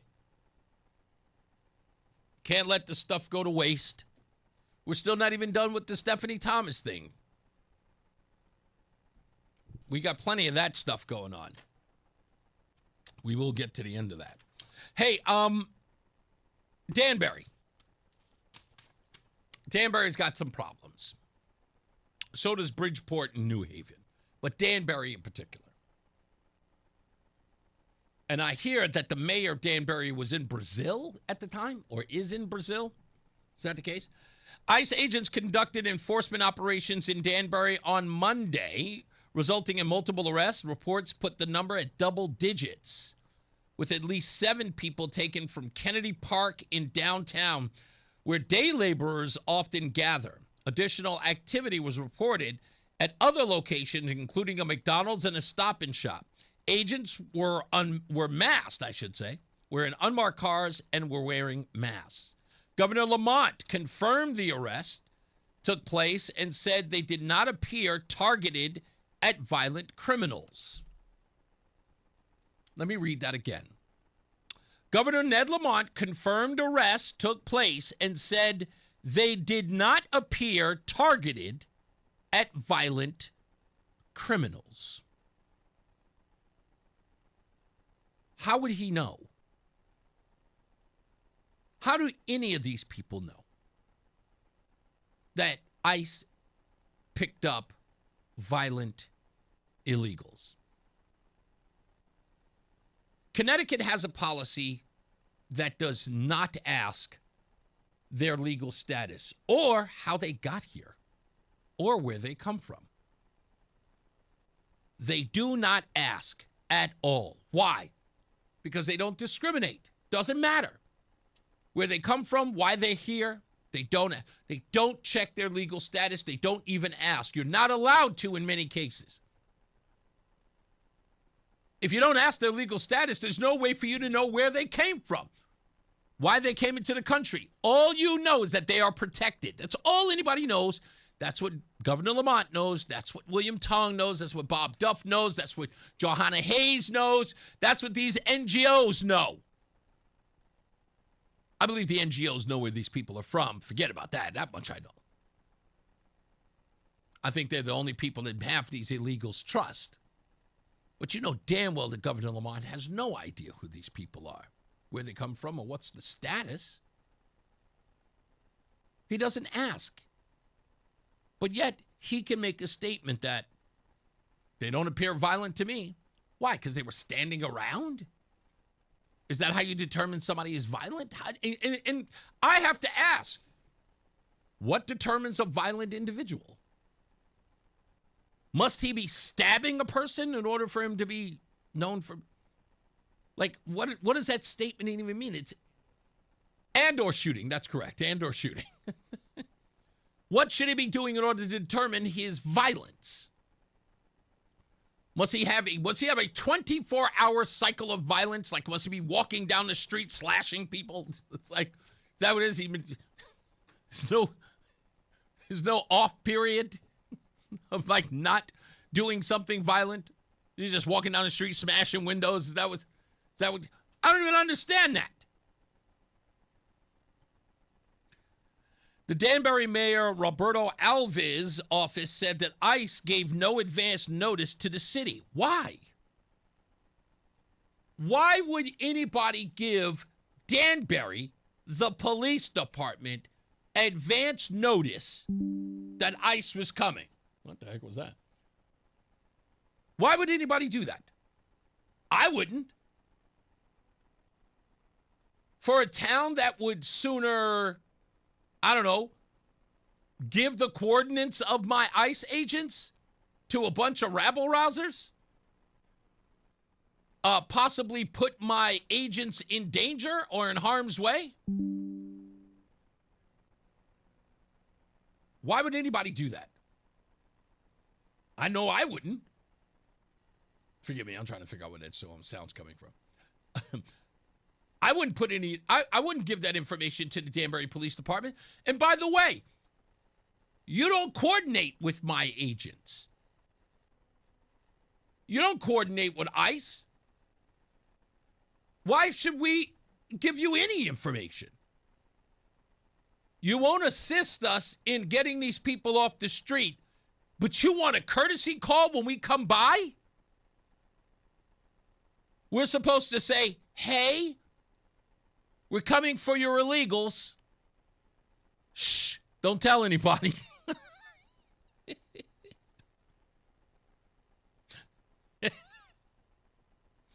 The Connecticut Trust Act limits how local police and officials can assist ICE. It generally bars holding people solely on civil immigration detainers unless there's a judicial warrant. Certain serious felony convictions or terrorist watch list status, Danbury police have publicly stated they follow the Trust Act and do not coordinate with ICE on immigration enforcement. Why would they contact you? Why would they? I wouldn't even bother. Let's go one step further into stupidity. Her name, Johanna Hayes. Again, dumbest thing I've ever seen. And I know this is either coming directly from her or her staff is lined with a bunch of idiots. This is a post that she put up. Helpful information from the Congressional Hispanic Caucus. She posted this, Johanna Hayes. Know your rights when engaging with ICE. Quote, I choose to exercise my constitutional rights. I do not wish to speak with you, answer your questions, or sign or hand you any documents based on my Fifth Amendment rights under the United States Constitution. I do not give you permission to enter my home based on my Fourth Amendment rights under the United States Constitution unless you have a warrant to enter signed by a judge or magistrate with my name on it that you slide underneath the door. I do not give you permission to search any part of my belongings on my Fourth Amendment rights. I am exerting my right to remain silent. This is the post that they put up, and then they write this. Legal disclaimer. This document is for general information purposes. Its contents are not legal advice. What? Everything I wrote there is the definition of legal advice. Everything there is something that a lawyer would tell their client. What do you mean this isn't legal advice? They actually wrote that. They're talking about Fourth Amendment rights, constitutional rights. Do you have a permission? Do you have permission to come into my home? Give me a warrant. These are all legal. They're all legal notes. So I wrote on my X account, Johanna Hayes, you cannot cite the law and then say it's not legal advice on a post that says know your rights. You're confusing people who already don't respect our laws. This is exactly how ridiculous these people are. They don't look violent, and we don't give legal advice. So here's some legal advice. We'll be back. It's Reese on the radio. Sometimes it feels like the news is full of things that have never happened before, and that is not exactly true. In fact, it may have happened this very week, hundreds or thousands of years ago. I'm Sally Helm, host of the podcast History This Week from the History Channel. Trade embargoes? Thomas Jefferson tried them. Rent too high? We've been arguing about that for a while. Each episode is proof. The past isn't that far away. Listen to History This Week, available now on Apple, Spotify, or wherever you get your podcasts.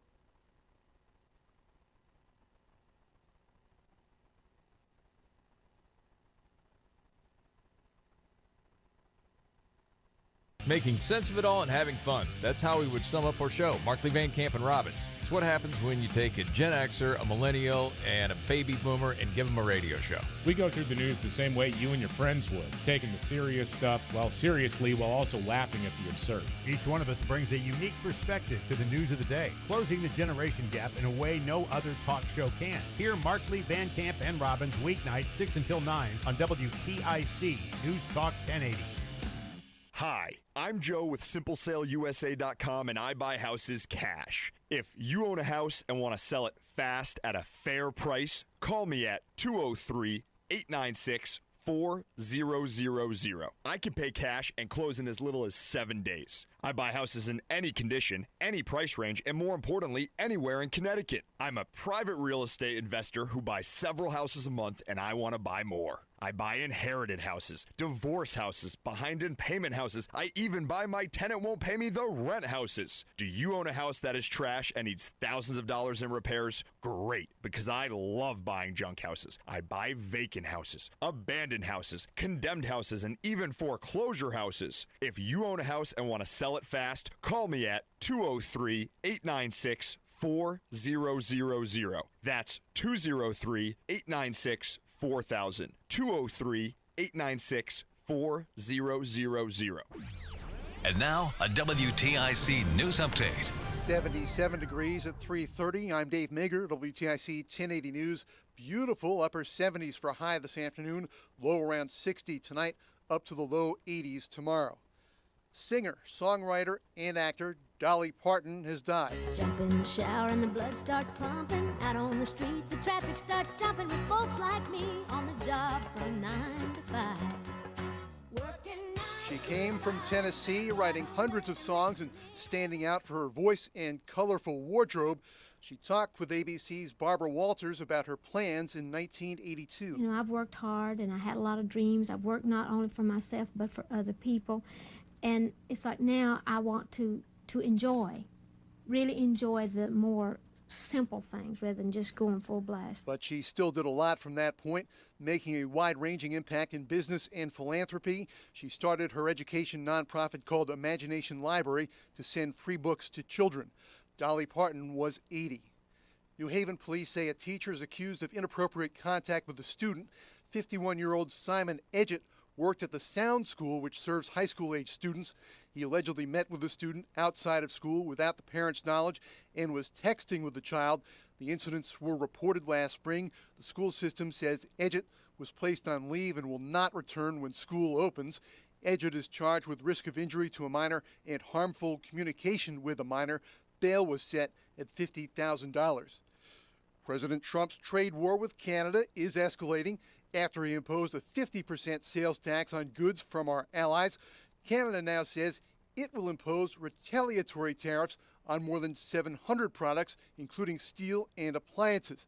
The AP's Lisa Dwyer. President Donald Trump intensified the confrontation, telling Canadian leaders to fall in line or face consequences. Canadian Prime Minister Mark Carney says Washington is trying to subordinate Canada. That we're going to set up terms so that over time, Canadian industry is going to face constant headwinds. That's not something we're going to accept.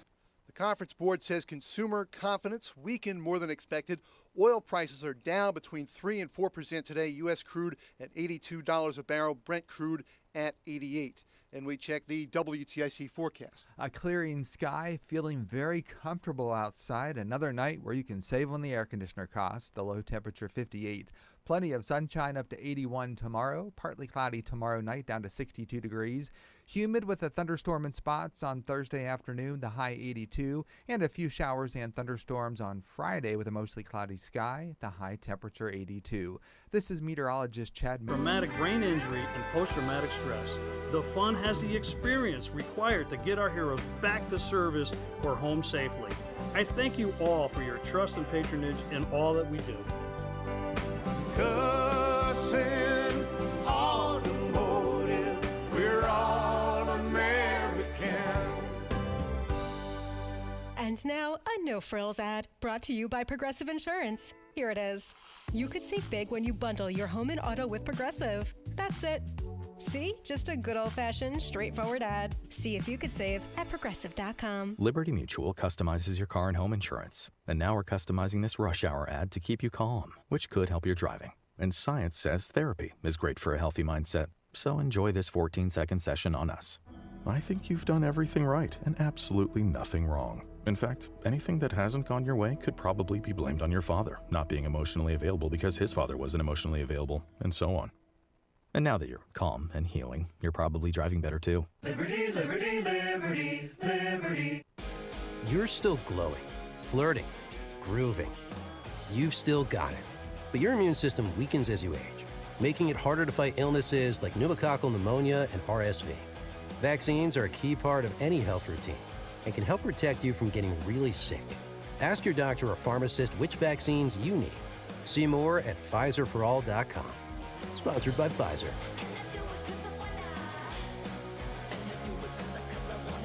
Paid for by government. Have you heard? The United States Mint has released a first-ever dual-date 1776 to 2026 American Eagle silver dollar in collector quality. Minted in 99.9% pure silver with a one-year-only Liberty Bell 250th special privy to celebrate America's 250th anniversary. Coin experts are calling this an amazing limited-time opportunity for anyone that knows the enduring popularity of the Silver Eagle. These limited-edition collector-quality Silver Eagles are brand new, bright and shiny legal tender coins minted at the iconic West Point Mint. Call now and you are guaranteed a new 99.9% pure silver dual-dated one-year-only issue Silver Eagle. The first time in history this has happened. But with limited quantities, you must call now to order. To learn more, call 1-800-888-7618. If you order now, you'll receive a free collector bonus of $50 value free with every order. Call 1-800-888-7618 now to secure your new 2026 American Silver Eagle before they are gone. Join us this Sunday for Tumalo Financial, your go-to for retirement planning and taxes. Tune in to the father-son duo from 7 a.m. to 8 a.m. or catch replay from 5 to 6 p.m. Tumalo Financial, retirement planning with integrity on WTIC News Talk 1080. Time now for today's Spotlight on Tech, sponsored by Dollar General. Google took the wraps off of its new Pixel smartphones and wearables, and prices have gone up. The Pixel 11 starts at $899, $100 more than the Pixel 10 when it debuted last year. Google says the Pixel 11 is designed so its Gemini AI model can be integrated into the phone, and it has 25% faster wireless charging than prior Pixel devices. I'm Jason Brooks. This back-to-school season, every Bic product you buy helps a teacher in need stock their classroom. In fact, up to 97% of teachers fund their own classroom supplies each year. For every pen or pencil sold, the Kids in Need Foundation gets one too. Up to 5 million pens. Grab Bic in the stationery aisle today and help us bring joy Bic to school. Based on Bic U.S. Teacher Research 2025. Full T&Cs at bictoschool.com. Want to hear a shocking statistic? Medical malpractice is the third leading cause of death in America. Don't believe it? Google it. And that doesn't count serious injuries like birth injuries to perfectly healthy children. All doctors wear white jackets, but it doesn't make them all the same. Most medical errors are committed by the same quacks over and over again. I'm John Morgan of Morgan & Morgan. Many hospitals looking for more profits are forcing doctors and their groups to be employees of the hospital or be forced out of their system. It's a troubling trend in medicine. People make mistakes, but medical mistakes are huge and often forever. If you believe your child suffered a birth injury or a misdiagnosis or mistake led to a loved one's death or injury, let our team of medical malpractice lawyers examine your case for free. No recovery, no fee. Morgan & Morgan, forthepeople.com. Irby Fisher. No representation is made that the quality of legal services to be performed is greater than the quality of legal services performed by other lawyers. Paid for by government. Have you heard? The United States Mint has released a first-ever dual-date 1776 to 2026 American Eagle silver dollar in collector quality. Minted in 99.9% pure silver with a one-year-only Liberty Bell 250th special privy to celebrate America's 250th anniversary. Coin experts are calling this an amazing limited-time opportunity for anyone that knows the enduring popularity of the Silver Eagle. These limited edition collector quality Silver Eagles are brand new, bright and shiny legal tender coins minted at the iconic West Point Mint. Call now and you are guaranteed a new 99.9% pure silver dual dated one-year-only issue Silver Eagle. The first time in history this has happened, but with limited quantities you must call now to order. To learn more, call 1-800-888-7618. If you order now, you'll receive a free collector bonus of $50 value free with every order. Call 1-800-888-7618 now to secure your new 2026 American Silver Eagle before they are gone. Spider-Man, Spider-Man. Hey, he's your friendly neighborhood Reese on the radio. Right now on News Talk 1080 WTIC. All right, back. Reese on the radio here. I saw this story a couple of days ago. and I'm so glad that I saved it. There's a group called Connecticut Voices for Children, and they put out a statement when it was revealed that some 63,000 people, or families for that matter, would lose SNAP in the coming months because of work requirements. So this advocacy group, again called Connecticut Voices for Children, what they want to do to help these families is got to be the dumbest thing I've ever heard, and about the most borrowed dumbest thing I've ever heard. They want a state-run grocery store, a nonprofit grocery store, to bring healthy options to communities that don't already have them. The recommendation that they watched, again, because they have more families losing SNAP benefits, they are ignoring the fact that all these people have to do is work 80 hours a month. That's it, 20 hours a week. And they can volunteer in order to get their SNAP benefits. They ignore that. But they want a state-run, nonprofit, healthy food grocery store for those in need. Now, let me start by telling you, every store has fruits and vegetables, folks. Every store. And every store I go to, I talk to the produce guy, and he says the same thing. Their food goes bad all the time because no one's buying healthy alternatives. They're getting the processed stuff. They just do. Sure, you might get some potatoes. Sure, you might get some green beans. Maybe Nana does. But not everybody else. Probably food in a can, but produce, no. Every time I go through the produce, I'll probably see a couple of moms in yoga pants with young kids. We got to eat healthy. Yuppies.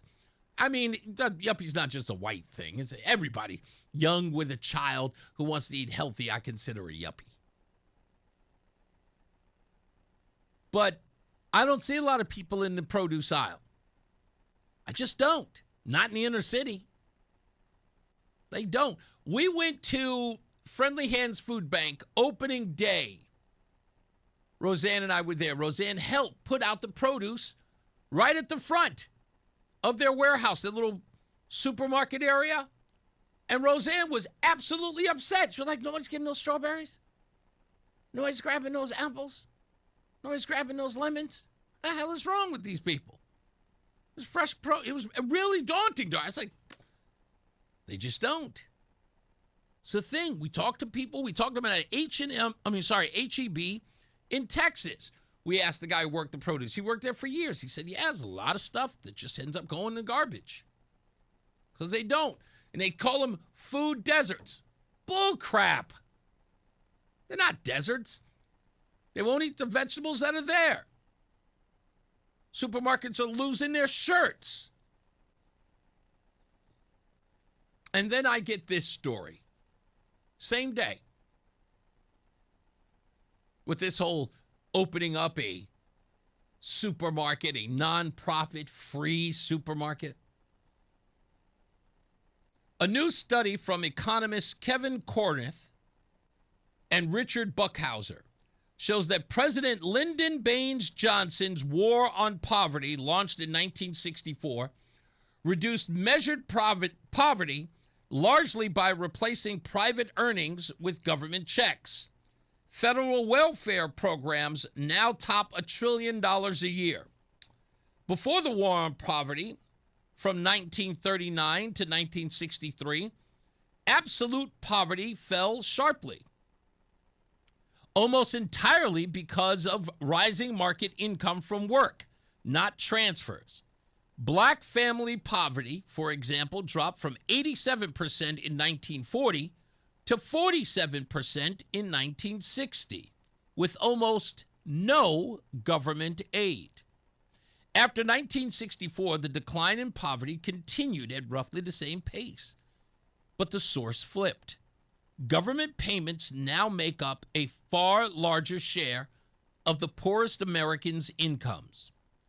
For the bottom 20%, government transfers rose from 26% of the total income in 1979, 26% in 1979, to now 42% in 2022. By then, welfare roughly equaled private income for that group. In essence,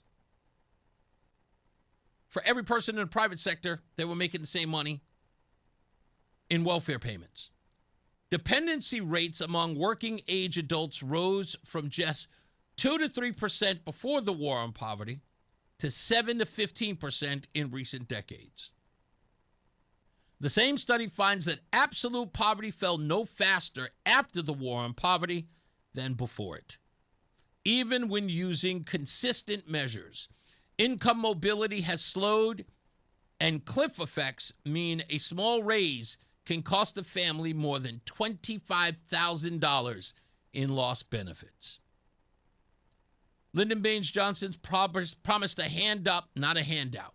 What he got was a system that makes it harder to climb out through work. So the bottom line is, the war on poverty built a permanent underclass, which everyone had been talking about for the longest. It's not new. Any person who would even bothered to listen would have known. Confirmation of a free market economy came from economists and social scientists like Milton Friedman, who warned that expanding the welfare state would create more dependency, not less. Thomas Sowell documented the pre-1960s progress among black families driven to work and family, not government. Charles Murray, he wrote a book called Losing Ground. It laid out the same incentive trap in the 1980s. But what was the framing from those who would ignore it? Of course, those mostly on the left. It's always the same thing. Not giving out these handouts is cruel or tantamount to racist. But look, I want to put it to you this way. I've tried this for a long time. I'm going to say it again. What do you think families would do if you eliminated the welfare state? Right? If they did not have food stamps, they did not have the welfare program. What do you think they would do? You think they'd all sell drugs? What would they do? I don't think there's one person who can answer that question. I can, but I don't think there's anybody who really can answer that.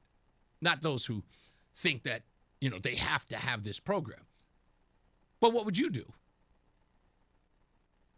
I'd go one step further. I was like, what would you do if there was no welfare system? There is no way for you to get a check from the government. What would you do? The answer is usually anything. In fact, I know it would be anything. You'd work a job. You'd find a way to make money. I mean, you wouldn't starve to death, would you? Because that is excruciating. How painful can a person, that's a painful thing to go through. Stomach, hunger pains. What do you think you'd do? Roland, what would you do? You've been on welfare all your life, and all of a sudden, there's no more welfare, no more food stamps. Mm-hmm. What do you got to do? What do you do? Somebody's got to put food on the table. What would you do if you had to get a job? Would you take the most menial job? Like, would you pick up garbage on the street or be a landscaper, or what would you do? I would just, I don't know I don't know which job I'll get. I know I'll be getting a job. You have to get a job, though, right? It doesn't matter, right? Have to get something. Right.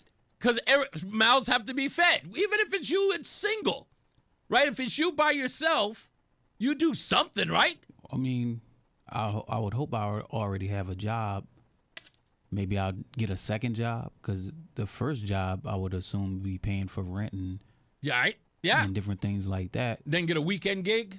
get some other type of part-time to take care of the food that I'm missing out on. Do you believe me when I say that instinctively most people would have that attitude, no matter what walk of life they come from, even if they've been on welfare their entire life? Like if it's the only way of life they know, that if you were to eliminate the program, that somebody would get up and work, or they would just sit and starve.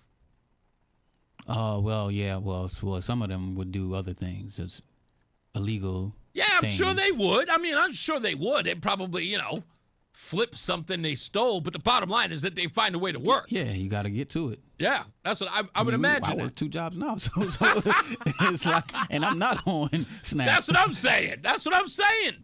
It's like forget about the pride of going on Snap. Like most people, like I'm prideful. There ain't no way I'm going on welfare. I don't care what anybody says. I'm finding a job. Yeah. There's no way that's happening. As they said, like what's Robert De Niro say about going back to San Quentin? I don't know about you, but I ain't never going back. I'm never going back to that. Ever.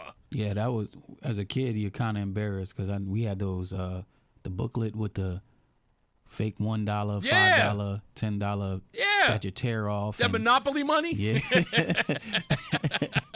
It's like, what is this? Yeah, I'm not doing it. No. That's what I'm saying. I'm just not going back. So these people who believe that it's cruel, these people would find a job if you gave them no other option. I think they would. I know they would. I think they would. Yeah. All right, let's take a break. We'll be back. More news, more views. We got weather and traffic coming up. It's Reese on the radio. Hi, this is Brian Kilmeade from Fox & Friends. If you checked out my radio show, The Brian Kilmeade Show, listen weekdays at 9 a.m. on NewsTalk 1080. We're talking about the issues that matter most to you. We're giving you the breaking news, talking to the newsmakers you want to hear from. Where does President Trump take the country? Where do the Democrats go from here? We are covering all this in great depth and so much more. The Brian Kilmeade Show, weekdays, 9 a.m. on NewsTalk 1080. Listen to your radio, smart speaker, or on the free Odyssey app. Hi, this is Eric Hogarth, Certified Financial Planner from Money Wisdom. Get the answers to your retirement questions at our free educational dinner workshop. Reserve your seat today to learn about different strategies to maximize your retirement income, ways to reduce your lifetime tax obligation, and much more. Text WORKSHOP to 800-705-1232. That's WORKSHOP to 800-705-1232. Johnson Brunetti is a marketing name for the businesses of JB Capital and JN Financial. Investment advisory services offered through JB Capital, LLC. Insurance products offered through JN Financial, LLC. Hartford, we've got a problem. Home care is in crisis and there aren't enough caregivers to meet the demand. So if you've got a loved one with Medicaid or is eligible who needs care, don't wait. Freedom Care will help you get care at home from someone you already trust. A family member who lives with you and not your legal spouse can get paid to help with everyday needs like meals, medication, bathing, and mobility. If you have Medicaid, it's 100% free to you. No waiting lists, just real care from your people right now.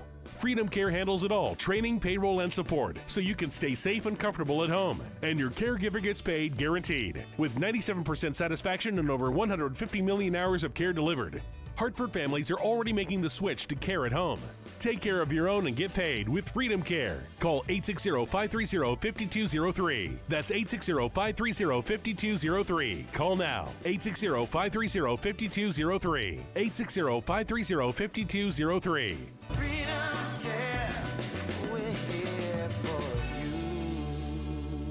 Paid for by government. Have you heard? The United States Mint has released a first ever dual date 1776 to 2026 American Eagle silver dollar in collector quality. Minted in 99.9% pure silver with a 1 year only Liberty Bell 250th special privy to celebrate America's 250th anniversary. Coin experts are calling this an amazing limited time opportunity for anyone that knows the enduring popularity of the Silver Eagle. These limited edition collector quality Silver Eagles are brand new, bright and shiny legal tender coins minted at the iconic West Point Mint. Call now and you are guaranteed a new 99.9% pure silver dual-dated 1 year only issue Silver Eagle. The first time in history this has happened, but with limited quantities you must call now to order. To learn more, call 1-800-888-7618. If you order now, you'll receive a free collector bonus of $50 value free with every order. Call 1-800-888-7618 now to secure your new 2026 American Silver Eagle before they are gone. It's Reese on the radio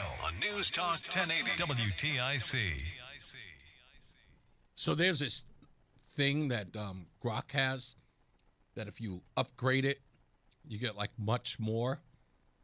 And so I actually purchased it, and it may very well be the greatest thing I've ever had in my life. I don't like technology. I don't. Maybe I'm too old school, or maybe I'm just too old. I just don't like. I don't like. I really don't. I don't like technology. It's really for these young people. Every time I see an ad on my computer and it says, "Hey, learn to code," and I go, "No, thank you." I have no interest at all in learning to code. And I know that it's probably a good talent to have. But I'm not interested in it. No. You give me a job that actually I have to show up, lift things, move things, get calluses on my hand. I'm that guy. I worked behind a desk for a lot of years. I work behind one now. Even this makes me restless at times. It does. I couldn't do it. So God bless all of you who have turned those jobs into a career, but I'm just, no. And plus, I'm too old to learn to code. I don't know who these people are. If you're learning to code right now, tell me what your experience is like. And if you don't want to learn the new technology, you just go, you still got the old flip phone where you got to press the number 7 3 times to get the right letter when you send a text. I'm seeing more and more people my age and older going right back to the flip phone. And God bless you. I wish I could. That's the only technology that I like, is the one that is provided to me. Like, you guys do all of the, create the stuff, I'll buy it. That's fantastic. I love it. You got what do you created what? Your phone does this, your car does that. The Cuisinart does what? That stuff, great. Purchase it all day. But actually participate in creating it, or no. I did this thing. I'm telling you, 7 hours. I sat putting this website together. And I was getting frustrated at everything. I had to go online. I had to look it up. What number do I have to put in? Why does that make it slower? There's this one thing on the scroll, right? On the thing. Try this on for size. Show you how bad this is. So to make the scroll on my ticker go slower, I had to make the number higher. So if it's at 70, it zooms by. But if I make it 250, it scrolls slower. It doesn't make any sense. That's why I do this. It's probably why Mark Christopher does what he does. He's doing weather and traffic. He's in the BPS Lawyers Traffic Center. You're not a tech guy, right? Like, you wouldn't know how to code, right?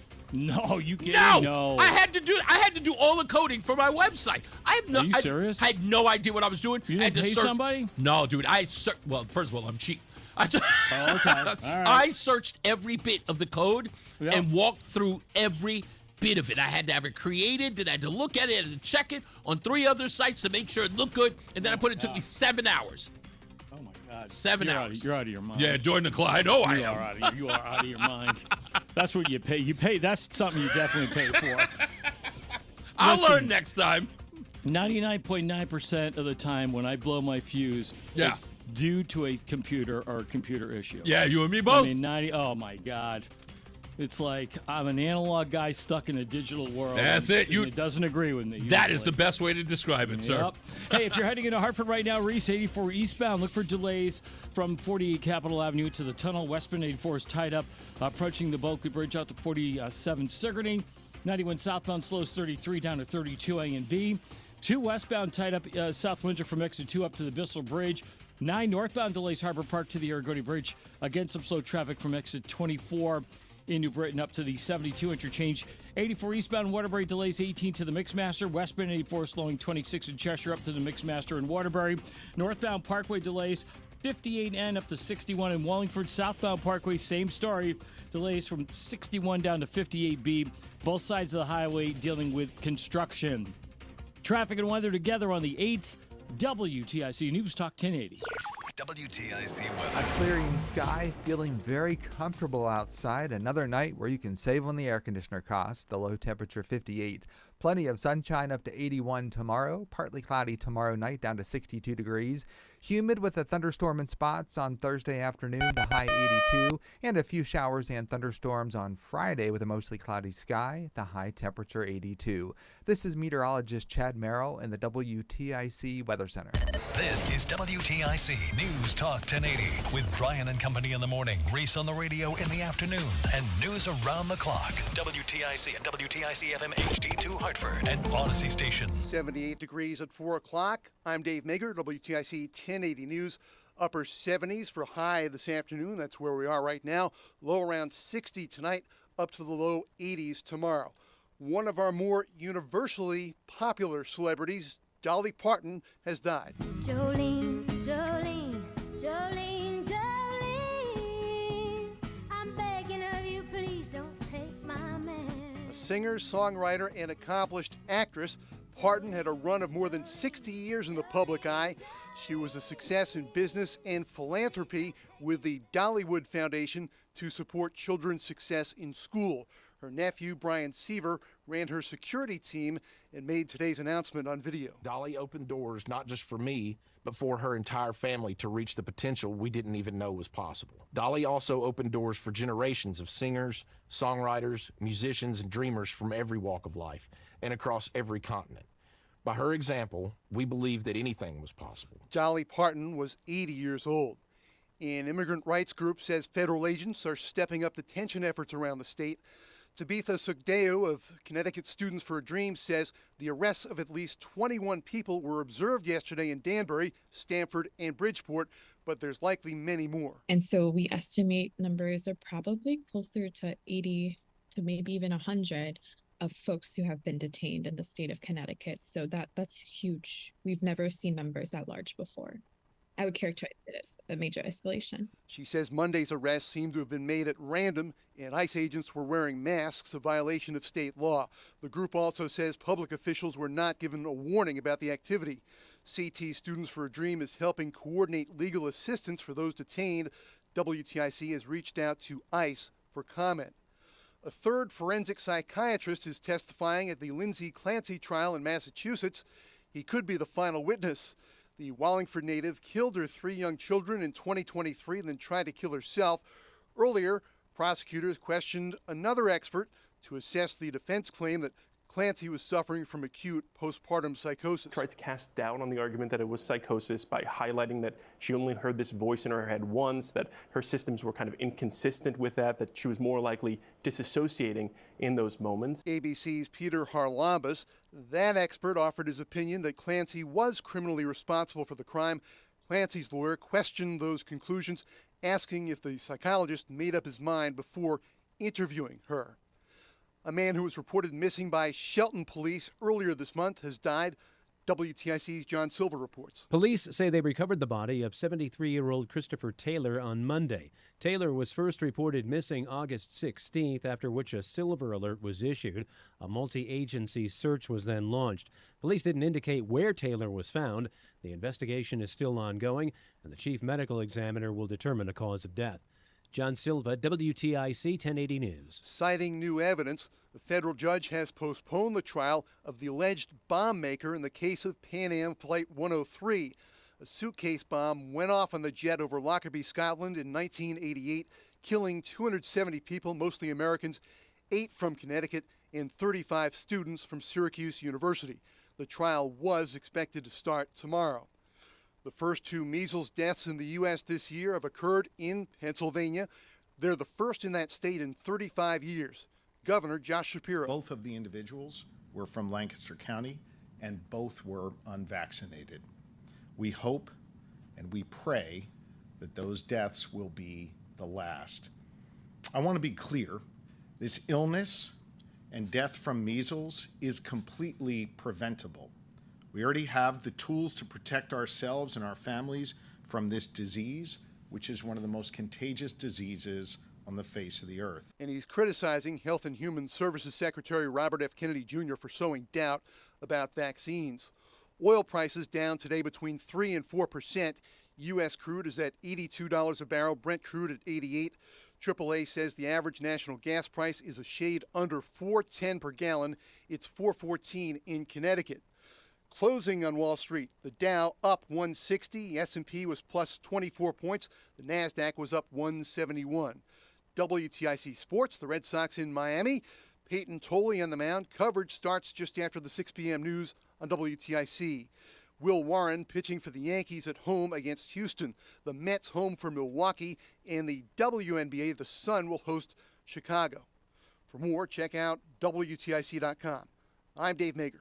WTIC 1080 News. Men, summertime is here, and that means vacations, summer barbecues, outdoor parties, camping, beaches, and so much more. This is Dale for Northeast Men's Health. And if you're like many men, you may not be feeling like yourself this summer. Perhaps your energy is low and you aren't sleeping well. Maybe your workouts aren't as good as they used to be. Maybe even your sex drive is off. And if what I'm describing is you, it's likely you're suffering with low testosterone. But low T doesn't have to affect you anymore. Just call Northeast Men's Health, get treated, and see how it changes your life. If you're like most men, you'll feel so much better. Deeper sleep, improved vitality and clarity, greater strength and energy, and an improved sex drive as well. So call us. Just $99 gets you a PSA and T test and a medical consult. And if you start on treatment the day of your appointment, your visit is free. Call 800-930-5956. That's 800-930-5956. Or go to northeastmenshealth.com. We have 7 offices, including our new office in Bridgewater. Northeast Men's Health, a Promedic restorative health practice. Reese is on the radio.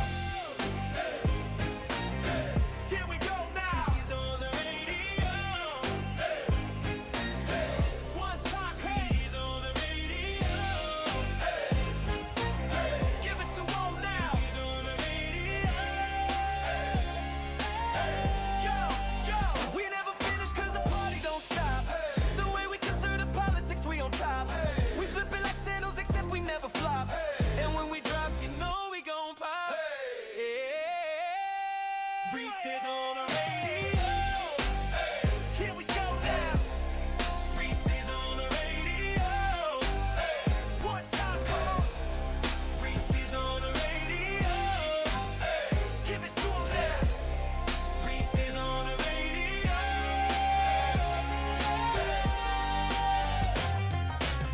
All right, Reese on the radio. We're back and we are live. Second half coming up.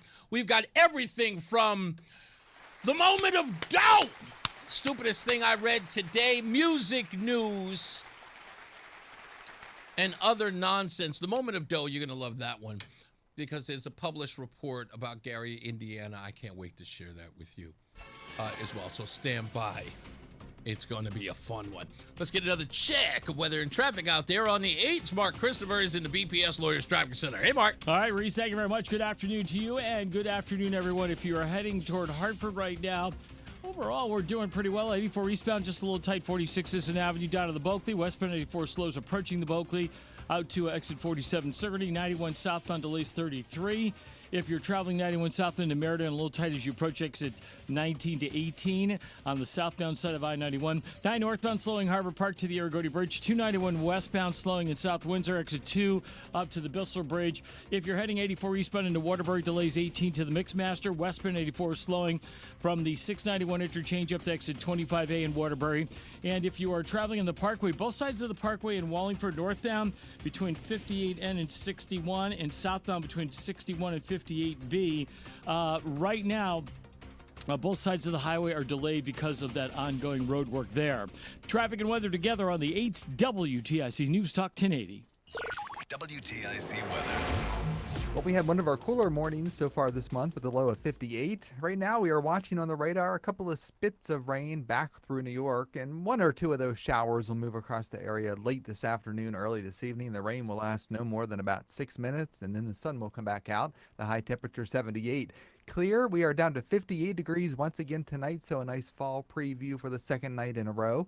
Mostly sunny tomorrow, the high temperature up to 81. Down to 62 tomorrow night with a partly cloudy sky. A thunderstorm in spots on Thursday afternoon, and it'll also be more humid with a high of 82. A couple of showers and thunderstorms on Friday, perhaps a couple of downpours, the high temperature 82. But then for the weekend, we've got a mostly sunny sky on Sunday, a mix of sun and clouds on Saturday, but low humidity.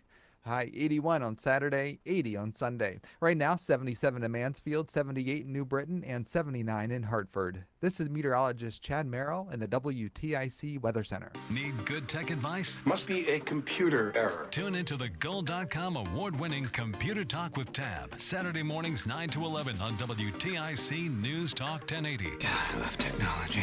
Eric Semmel and Dennis Howland of Tab Computer Systems will keep you updated with tech news you can use and answer your technology questions live on the air. Miss a program? Be sure to subscribe to the podcast and tune in from anywhere via the Odyssey app. Computer Talk with Tab, Saturday mornings on WTIC News Talk 1080. Life unfolds in ways you can never quite expect. A divorce, a death in the family, a personal injury. Each time you are left searching for someone new to trust. But what if you had a full-service law firm that knows you and a firm that can represent all your legal needs? With BPS Lawyers, you get more than a lawyer. You get a full-service law firm. Visit bpslawyers.com. BPS Lawyers, your lawyers for life. Proud full-service law partner of Yukon Athletics. Nick Payne-Dearis is responsible for the content of this ad. Paid for by government. Have you heard? The United States Mint has released a first-ever dual-date 1776 to 2026 American Eagle silver dollar in collector quality. Minted in 99.9% pure silver with a one-year-only Liberty Bell 250th special privy to celebrate America's 250th anniversary. Coin experts are calling this an amazing limited-time opportunity for anyone that knows the enduring popularity of the Silver Eagle. These limited edition collector quality Silver Eagles are brand new, bright and shiny legal tender coins minted at the iconic West Point Mint. Call now and you are guaranteed a new 99.9% pure silver dual-dated one-year-only issue Silver Eagle. The first time in history this has happened. But with limited quantities, you must call now to order. To learn more, call 1-800-888-7618. If you order now, you'll receive a free collector bonus of $50 value free with every order. Call 1-800-888-7618 now to secure your new 2026 American Silver Eagle before they are gone. It's Reese on the radio on News Talk 1080 WTIC.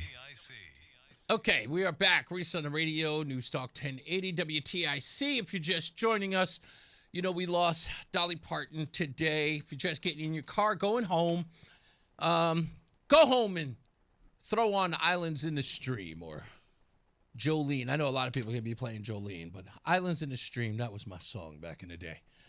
That was just a great song. Like I said, I used to think those two were married. Kenny Rogers and Dolly Parton.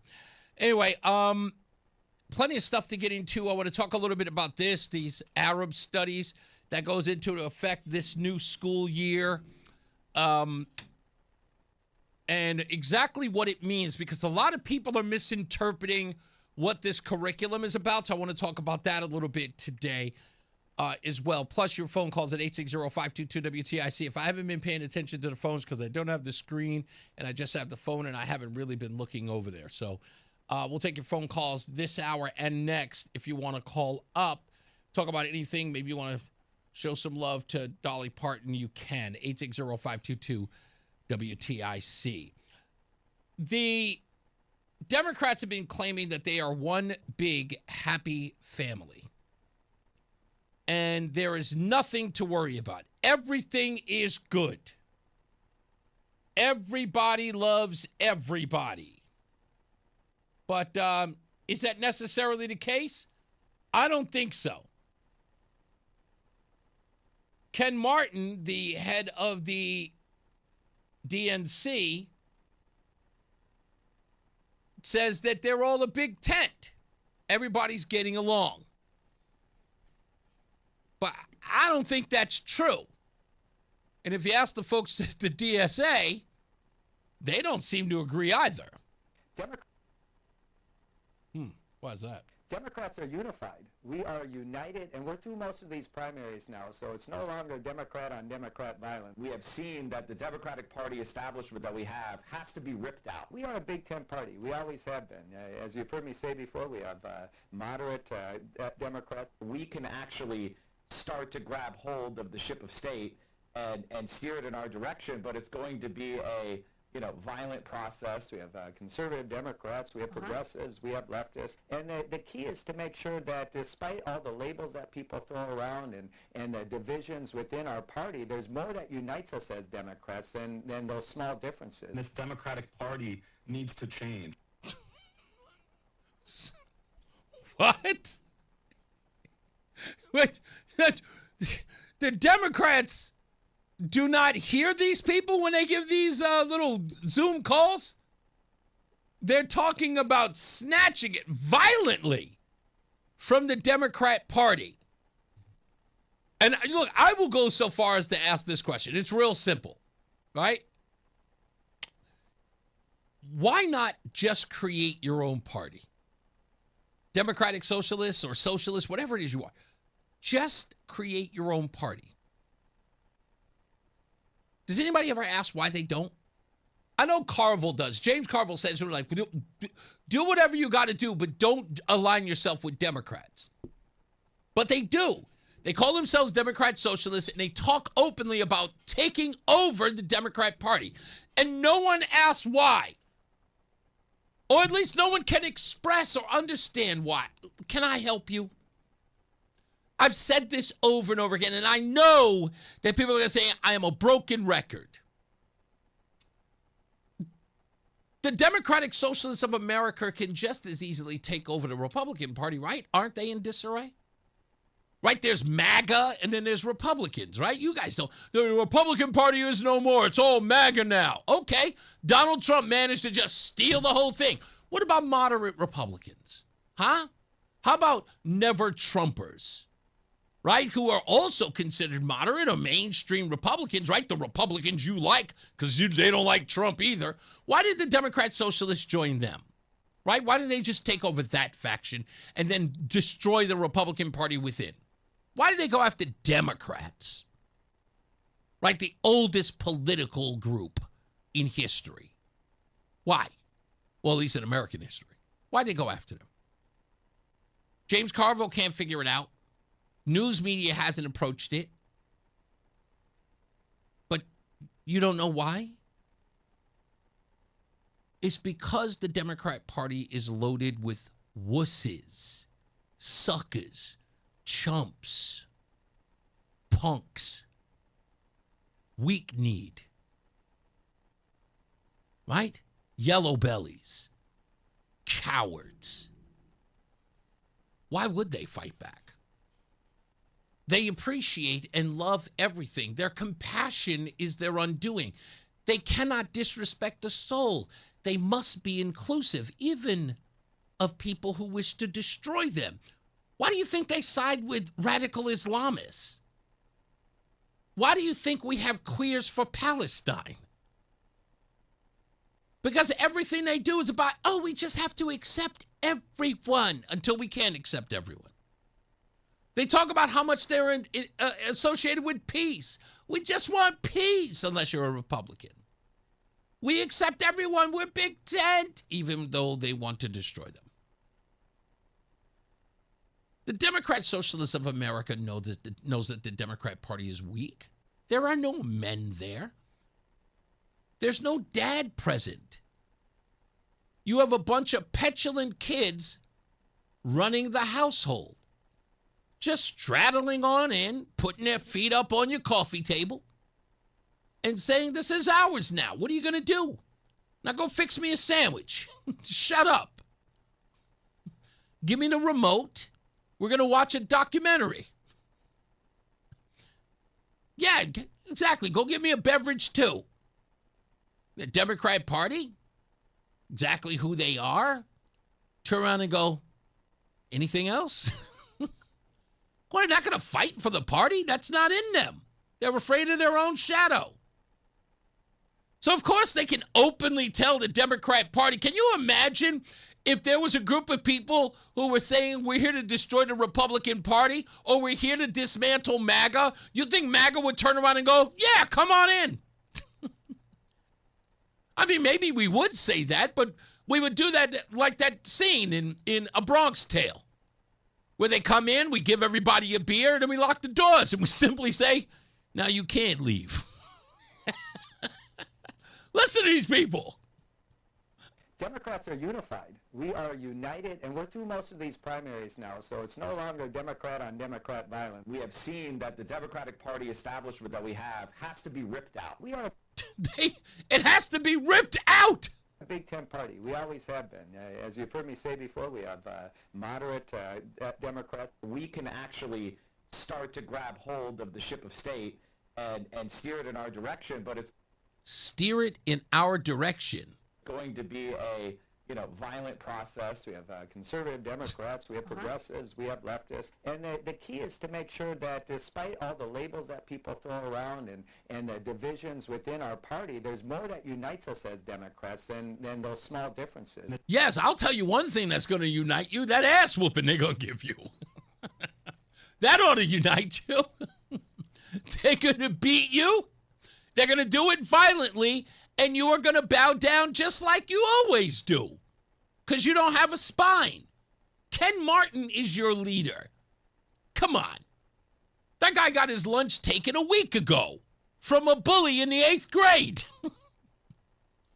Isn't this the same guy who threw his phone at a staffer? His phone. He didn't take the staffer's phone and throw it. He abused his own $1,000 piece of electronics. These people are not tough. They have no spine, no backbone. And it doesn't help that they are represented by this bozo. Which brings us to another edition of my favorite part of the show.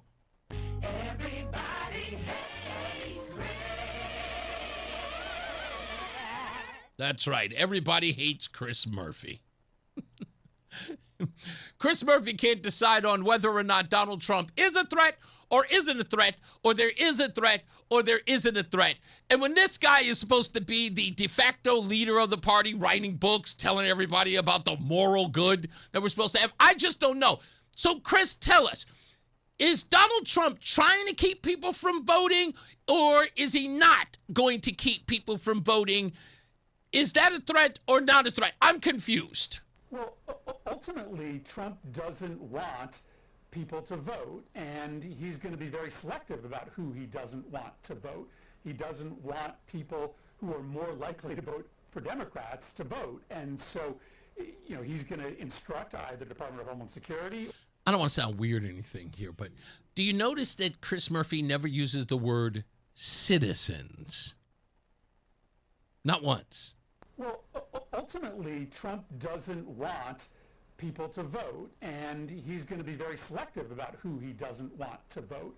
He doesn't want people who are more likely to vote for Democrats to vote. And you mean illegals? So, he's going to instruct either Department of Homeland Security or the Postal Service, potentially, to remove people from the voter rolls or to profile people for removal from the voter rolls. Who would he be profiling or removing from the voter rolls that's a citizen? Notice he never uses the word citizen. That are more likely to vote for Democrats, for him. That's right. Illegals who would more than likely vote for Democrats. He would actually have them removed from the voter rolls, not explaining why they would be removed from the voter rolls. Why? Because their name was Hernandez or Rodriguez? And since people who live in cities. I don't think there's any secret about it. Trump is going to use whatever power he has available to him to make himself rich. Okay. He's going to do whatever power he has to make himself rich. He's going to use whatever power he has available to him to try to steal the election. Okay, so he's going to make himself rich. He's going to use any power he can to make himself rich, and he's going to use all of the power he has to steal the election. So somebody explain to me, after talking about all of these dire things that Donald Trump's going to do, why Chris would then say this. Now, he's not going to get away with stealing the election because the law is still on our side, and I think the people are just going to come up in bigger numbers. But that's the real fear, is that he's going to be very selective in who he tries to disqualify from voting. Again, I don't think it ever goes into effect, but that's clearly the danger. So there's a real fear of something that he's not going to be able to do? Chris Murphy? I mean, it's just this hyperbolic nonsense that comes out of this guy's mouth. Like, he's going to be a threat, but he can't be a threat? What? Why? Who can sit through that nonsense and not say something to it? Wait, hold on. What? I'm sorry, because that makes no sense to me. What? Is he a threat to the election or not? He is going to be a threat or he's not. The law is going to prevent him from doing or not. Where are we? That's the reason why people from the DSA can absolutely rip these people to shreds. That's why. That's, again, it's the dumbest people in the room. Dumbest. Everywhere you go. And they show up on CNN, and this aristocrat, Anderson Vanderbilt, sits up there and he just looks at him, dumbfounded. I don't understand what a word he's saying. Can we just get through this? No white hair. Aristocrat. Anderson Vanderbilt.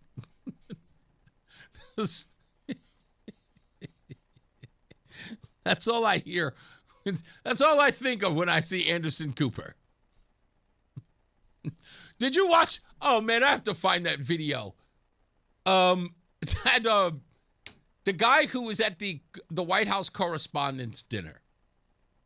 Gosh, what the heck was his name? He's the mentalist who was at the White House Correspondents' Dinner. He was supposed to be the comedian, but he's doing the whole thing, figuring out, who people, what you were thinking, who's your first date, and all that other stuff. And he was on Anderson Cooper's show, and he was talking, showing him how he does these tricks. And Anderson has to figure out, think of a name of a person that he hadn't seen in a long time and where he remembers meeting the person. And the mentalist figures it out. He not only figures out who Anderson is talking about, he also named the place on the globe that he met the guy. And it was in some small little town in Niger, wherever it is. Anyway, but he found it. So anyway, it was on the balloon. That was the whole trick, that the town he was in was on a balloon. And Anderson, in the way that only Anderson Cooper can say it, he goes, I don't know how you even knew where that place was on the globe. How did you even know where that was a place? You just watch him. It's just dripping with, do you even know where in the world this place is? I can't believe you actually knew this place existed. Anderson is the worst. Anderson Vanderbilt. Oh, goodness gracious. When we come back, voter fraud. Not true, they say. I've got more examples of it and a story you don't want to miss on top of it when we return. Let's get another check of weather and traffic. Mark Christopher is back. He's at the BPS Lawyers Traffic Center. Hey, Mark. Hey, Reese, thank you very much. Good afternoon to you, and good afternoon, everyone. If you are heading into downtown Hartford right now and you're on the southbound side of I-91, you're going to see delays 33 to 32 A and B. More delays again as you move down between exit 19 and 18 in Meriden. Northbound side of 91, bunch it up 22 up to exit 23, West Street in Rocky Hill. Look out for a problem on the right shoulder there. If you are traveling on the eastbound side of 84 coming into downtown Hartford, delays 46 Avenue to the Bulkley. Westbound 84 tied up, approaching the Bulkley Bridge out to 44 Prospect Oakwood. 2 westbound slowing 1D up to the 84 West merge in East Hartford. 291 westbound slowing exit 2 up to the Bissell Bridge. Both sides of 9 heavy approaching the Aragoni Bridge in Middletown. 9 northbound, you delays from exit 32 up to 34 in New Britain. 84 eastbound, Waterbury slowing from 18 to the Mixmaster. Westbound 84 tied up from 22 to the Mixmaster. Both sides of the parkway are moving slow in Wallingford. Northbound, got some slow traffic between exit 58B and 61. Southbound parkway slowing 61 down to 58B. Both sides affected because of ongoing road work there. Traffic and weather together on the 8th. WTIC News Talk 1080. WTIC weather. A clearing sky overnight. It'll feel like fall once again with a low of 58. Plenty of sunshine, low humidity tomorrow with a high of 81. Partly cloudy tomorrow night down to 62 degrees. Humid on Thursday with a thunderstorm in spots in the afternoon. The high temperature 82. We will see a couple of showers and a thunderstorm on Friday with a high of 82 as well. Now on Saturday, we finally get rid of that system. A mix of sun and clouds, less humid, the high 81. Plenty of sunshine on Sunday, the high temperature up to 80. This is meteorologist Chad Merrill in the WTIC Weather Center. Hey, what's up, guys? Reese on the radio here live in Hartford. Don't forget to check us out every weekday, 2 to 6 p.m. on the home of Reese on the radio, NewsTalk 1080 WTIC. And now, a WTIC news update. 78 degrees at 4:30. I'm Dave Mager, WTIC 1080 News. Low around 60 tonight, up to the low 80s tomorrow. Songwriter, singer, and actress Dolly Parton has died at 80 years old.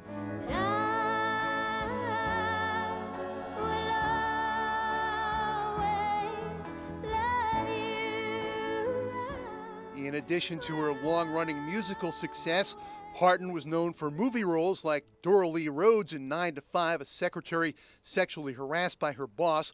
A few years after that 1980 film, Parton spoke to ABC's Barbara Walters about wanting to be more than just a public image. For me, the Dolly Parton star is accomplishing every possible thing that I can. I want to mean something. I don't want to just be some joke. I don't want to be the all-American joke, you know, just with the boobs and the hair and the tight belts or the whatever. I want to be a meaningful, artistic, person. Parton did a great deal of philanthropy through her Dollywood Foundation and the Imagination Library, both inspiring learning for children. New Haven police say a teacher is accused of inappropriate contact with a student. 51-year-old Simon Edgett worked at the Sound School, which serves high school-age students. He allegedly met with a student outside of school without the parent's knowledge and was texting with the child. The incidents were reported last spring. The school system says Edgett was placed on leave and will not be returning. Edgett is charged with risk of injury to a minor and harmful communication with a minor. Bail was set at $50,000. President Trump's trade war with Canada is escalating. He imposed a 50% sales tax on imported goods from our allies. Canada now says it will impose retaliatory tariffs on more than 700 products, including steel and appliances. Ontario Premier Doug Ford has been critical of Trump. He spoke to ABC News. He's treating us worse than the communist China. And I just want to make sure that we have a fair deal for both sides, because right now it's hurting American workers and it's hurting Canadian workers. We're the #1 customer in the world to the U.S. He's urging the U.S. to come back to the table. The conference board says consumer confidence weakened more than expected. On Wall Street, the Dow was up 160, S&P closed up 24, the NASDAQ was plus 171. WTIC Sports, Red Sox in Miami. Coverage starts just after the 6 p.m. news on WTIC. Yankees host Houston, Mets home for Milwaukee, and the Sun hosting Chicago in the WNBA. For more, check out WTIC.com. I'm Dave Mager. WTIC 1080 News. Brian Shackman here for Allaire Elder Law. Listen, I was not prepared for the next phase of my life. Attorney Haley Allaire and her team were unbelievable. I can tell you, I sat down with my wife. We went through everything, and in 2 meetings, we had all the things taken care of, and now we feel so comfortable about our future. They are just so professional and so kind and so patient. Get started, and you will know what I mean. Go to AllaireElderLaw.com or call 860-259-1500. Again, Allaire is ALLAIRE. AllaireElderLaw.com or call 860-259-1500. This is the story of the one who keeps multiple buildings running smoothly day after day. Plumbing that flows, HVAC that hums, cleaning supplies that keep surfaces sparkling. That's why she counts on Grainger. With easy reordering online and 24/7 support, Grainger helps her keep the products she needs on hand. So shelves stay stocked and buildings stay ready. Call 1-800-GRAINGER, click Grainger.com, or just stop by. Grainger, for the ones who get it done. Paid for by government. Have you heard? The United States Mint has released a first ever dual date 1776 to 2026 American Eagle silver dollar in collector quality. Minted in 99.9% pure silver with a 1 year only Liberty Bell 250th special privy to celebrate America's 250th anniversary. Coin experts are calling this an amazing limited time opportunity for anyone that knows the enduring popularity of the Silver Eagle. These limited edition collector quality Silver Eagles are brand new, bright and shiny legal tender coins minted at the iconic West Point Mint. Call now and you are guaranteed a new 99.9% pure silver dual dated 1 year only issue Silver Eagle. The first time in history this has happened, but with limited quantities you must call now to order. To learn more, call 1-800-888-7618. If you order now, you'll receive a free collector bonus of $50 value free with every order. Call 1-800-888-7618 now to secure your new 2026 American Silver Eagle before they are gone. Stay locked in. Reese on the radio is on WTIC News Talk 1080. All right, we're back. Reese on the radio right here live. I was trying to get rid of that. There we go. That was that thing. So we're doing something new on the show that I actually absolutely have a hell of a lot of fun doing and putting together. And it's what I call the moment of dough. This is, to me, it feels like neglect. Do you think that some of that neglect comes from or is happening, if you feel that way? It may be in part because Gary is a black working class city? 100%. I believe that a couple things are at play here. During the middle of the restoration process, the utility company, and full transparency, 15 years, I worked for that company, so I know about the process. They were releasing the updates of restoration, and Gary was not listed on that restoration list. Gary is the largest geographic footprint of a city that we have, not population-wise, but geographic footprint. And that was the moment that the extreme frustration came out from the public, because it would appear that we're being forgotten when you don't list out the actual restoration time frame. So that right there is Gary, Indiana Mayor Eddie Melton, who is talking about power restoration in Gary, Indiana. That's right. Power restoration in Gary, Indiana after a storm. And said that there were plenty of people who were left without power for hours. Without power from August 14th to the early hours of August 15th. Yes, that's what he claimed. He went on Don Lemon's very failed show to talk about it, talk about the fact that there was no power and that the power company was ignoring Gary, Indiana, because it is 75% black. But it turns out that wasn't the entire story, as always. So when we return, we will tell you exactly the moment of dough that happened between the power company and the mayor of Gary, Indiana, and the flat-out lie he told on Don Lemon's program. So stand by for that. We'll show you it when we return. Let's get another check of traffic and weather on the 8th. Mark Christopher. Well, okay, almost out there. Look, I get ahead of myself. I should have just wait for the sounder, and then I'll just do it then. Instead of... Yeah, that's usually what I should do. But you can hear him in there. I can't hear him in here. I cannot believe the whole thing where we're going to have a wall between us. I'm not liking that. I'm going to break that. You know what I'm going to do? I'm just going to put a hole in the wall, just like Aerosmith did in Walk This Way.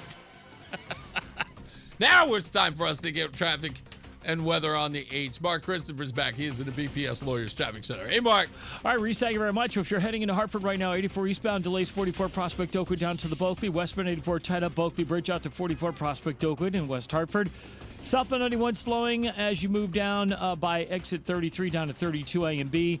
If you're traveling on the northbound side of 91, just a little slow up by exit 22 in the Route 9 interchange. 2 westbound slowing 1D up to the 84 West merge. 291 westbound's tight from exit 2 up to the Bissell Bridge. Both sides of 9 heavy approaching the Aragoni Bridge. 9 northbound slowing 32 up to 34 in Berlin. 84 eastbound Waterbury delays 18 to the Mixmaster. Westbound 84 slowing 26 in Cheshire up to the Mixmaster. If you are heading southbound on the Wilbur Cross Parkway, look for delays from exit 61 to 58B. Same story in northbound Parkway. You've got slow traffic between 58B and 61. Road construction on both sides of the Parkway. South 95 New Haven slowing 46 down to 44. Traffic and weather together on the 8th WTIC News Talk 1080. WTIC weather. We are following a shower traveling east on Route 44 between Canton and Avon. That'll be in Hartford in about 30 minutes. It's only going to last about 5 or 10 minutes. A couple of more showers behind it, but they are widely separated. So if you're under a shower, it's going to last 5 or 6 minutes and then a 2-hour break before you get another sprinkle. Now, overnight, it'll be mainly clear with a low of 58 degrees. So another fall preview similar to what we had this morning.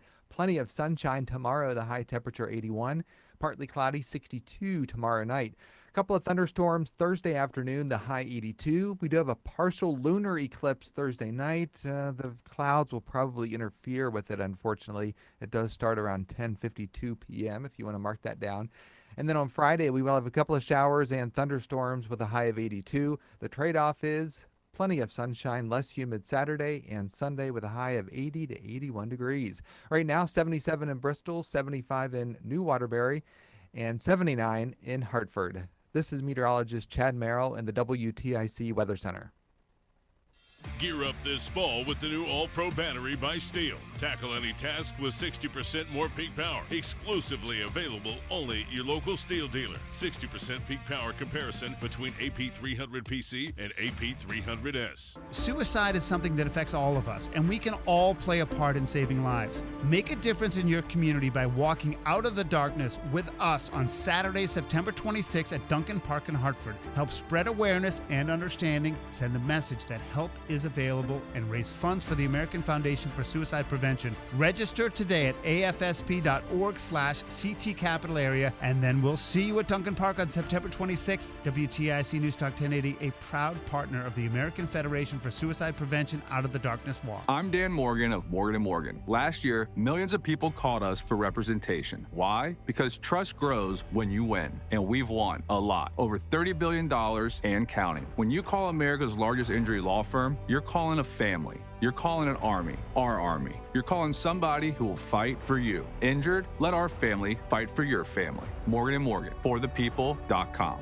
Herbie Fisher. No representation is made that the quality of legal services to be performed is greater than the quality of legal services performed by other lawyers. Back to school season is here, and Dollar General has everything you need to start the school year strong. Don't forget to grab a pair of bright yellow sunglasses from the Yellow Glasses Project for just $2. Every purchase makes a difference, with 100% of proceeds helping support teachers, classrooms, and nonprofit organizations working to improve reading and literacy skills across the country. Stop by Dollar General today and shine bright with the Yellow Glasses Project. Available now at Dollar General. The Yellow Glasses Project is a program of the Dollar General Literacy Foundation. My name is Whitney Allen, and I'm a widow. My husband Ryan died. We never thought we'd ever have to use life insurance, but the unexpected happened. With Ethos, signing up was fast and 100% online. You can get a quote in seconds, apply in minutes, and get same-day coverage. No medical exams, and you can get up to $3 million worth of coverage. I'm grateful we were prepared. Get your free quote at ethos.com/radio. That's ethos.com/radio. Paid spokesperson. Time spent on application may vary. Online health questions required. It's Reese on the radio on News Talk 1080 WTIC.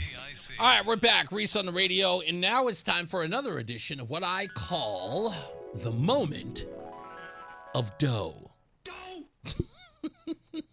Again, like I told you, the Gary, Indiana mayor, his name is Eddie Melton, went on Don Lemon's show to suggest that after a power outage, that his town failed to get its power restored because the town is 75% black. It's also the hometown of the Jacksons, Michael, Tito, the bunch. Here's him on Don Lemon's program when asked whether or not they were neglected based on race.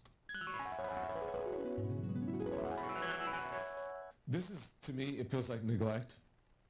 Do you think that some of that neglect comes from or is happening, if you feel that way? It may be in part because Gary is a black working class city. 100%. I believe that a couple things are at play here.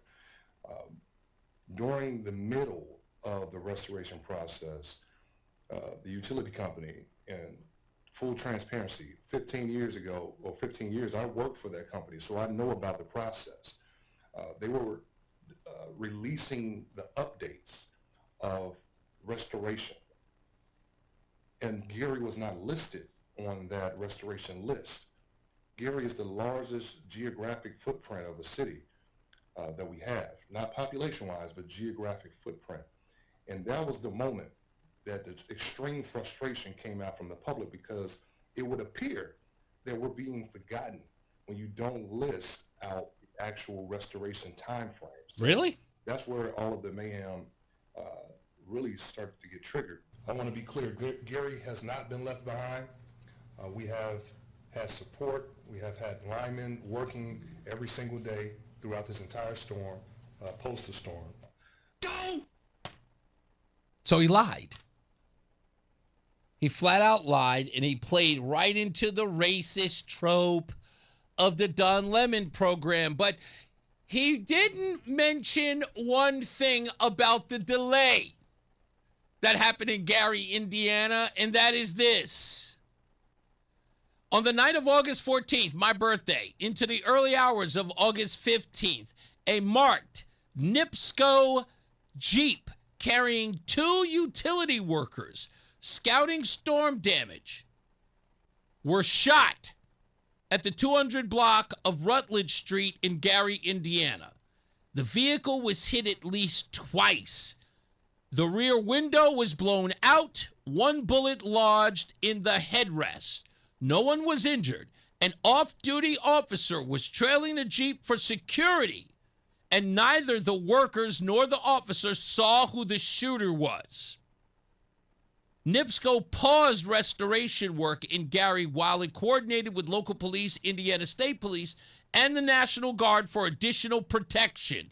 Work resumed later the same afternoon once security escorts were in place.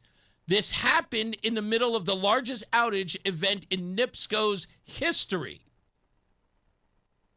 And then what they're saying is that there were winds on August 11th that hit nearly 100 miles per hour and knocked out power for more than 370,000 customers. Gary took the heaviest hit. Hundreds of poles were damaged and destroyed. Multiple substations out. Transmission infrastructure had to be rebuilt, not just repaired. Thousands of homes and businesses remained in the dark for nearly 2 weeks. NIPSCO set a target of midnight on August 25th for a substantial restoration in Gary. And Gary Mayor Eddie Middleton called the pace unacceptable and said that the city's predominantly black population was bearing an outside share of the hardship.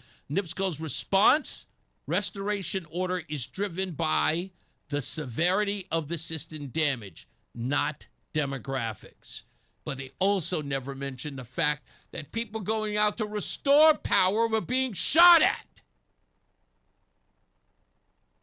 There were police officers in tow in your savage little village. Like, what's it going to take? Seriously.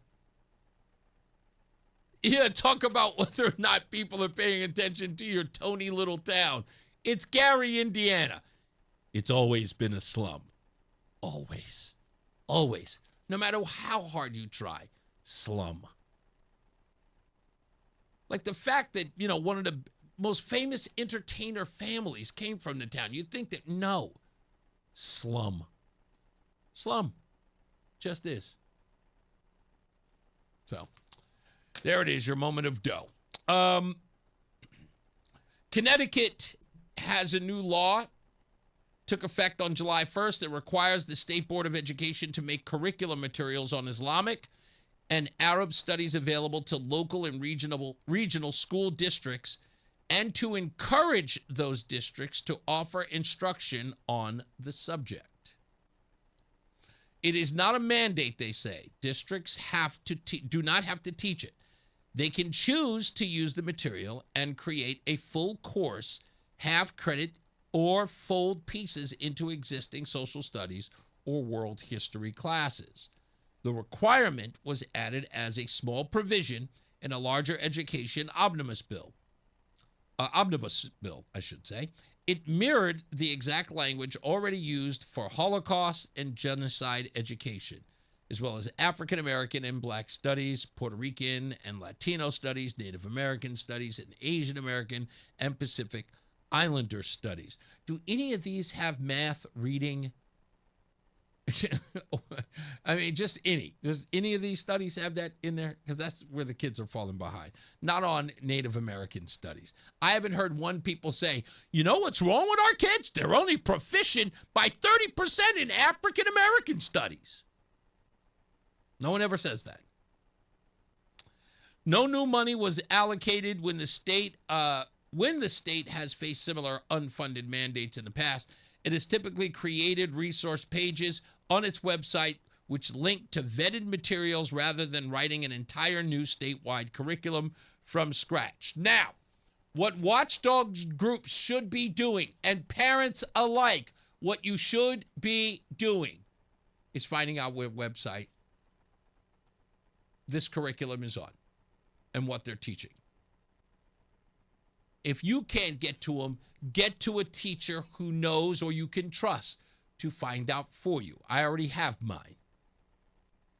I already have my teacher. And she is going to let me know. But I'm not worried about her school ever. And I mean ever teaching Islamic studies in there. Her students can barely read. I'm sorry. I love her. She's a good friend. I consider her like, kind of a sister. But her kids are dumb as... She has the worst of the worst kids. I mean, God awful. Like, they should put a prison right outside the jail. I mean, right outside the school. Right there. It should be literally. It should be like, when they go into the class, they should go right to the prison. At least so they can see what their lives are going to be like. It's just... As soon as they walk in, hey, are we going to do math today? Well, it depends. Like, today's lesson is we're going to count the days you'll be incarcerated when you're old enough. I'm sorry. I know that's mean. I'm not telling anybody where the school is. And I know the teacher I'm talking about. Well, actually, no, she just started school today. So, did she start today or she started Monday? I think she started yesterday. So, if she's listening, she's probably listening now because she's out of class. But she knows. She knows. She knows. Those poor kids. Those poor kids. Yeah, so she'll let me know. I know that if that curriculum is available online, you better make it available to me because I want to know what they're teaching. It's important to know. We'll get to the bottom of it. I promise you. We'll have that story soon enough. Tomorrow, do we have... Oh, we're reaching out to Linda McMahon. I don't know if you heard about this, but she says 1 in 10 students in the country has faced sexual harassment from a school teacher or administrator. Did you know that? I didn't know that. 1 in 10. So we're going to see if we can get the secretary back on the program to talk a little bit about that. She was on Fox yesterday talking about that. And I said, we just had on the Assistant Secretary for Civil Rights, Kimberly Ritchie, on the program last week. So I think we need to expand on that conversation about Aaron's Law and the enforcement of it here in the state. We haven't heard anything from state legislators. But then again, they're not in session. So when that happens, we need to get a little detailed on that as well. Also, there were some people who talking about Ryan Fazio being on the program. What can I say? Candelara, Sampson, who else is there? Why am I forgetting his name now? I always forget his name last minute. Why am I forgetting his name now? For Pete's sake, why am I forgetting his name? His name's not coming to me. No matter how hard I try, I'm getting further and further away from his name. But City Hall, Adam, you know who I'm talking about. Tell these guys to get on Fazio. Tell them to, either show up to the station or call in. So he can have him on the program. Everybody wants me to ask him questions about the campaign. They want to know what he has planned coming up for next month. It's kind of a dead issue because August is the last of everybody's summer vacation, so it's really worthless to really do any. I mean, there are places that you can go, but there's not really a lot of ground you can make when people are gone on vacation. September, everybody's back in school, people are at work, they get more involved, we get closer to to election day. So we'll have him on. I'm sure whenever he wants to, we'll have him on. But I think there's been some restructuring that I heard that's happening over there in the camp.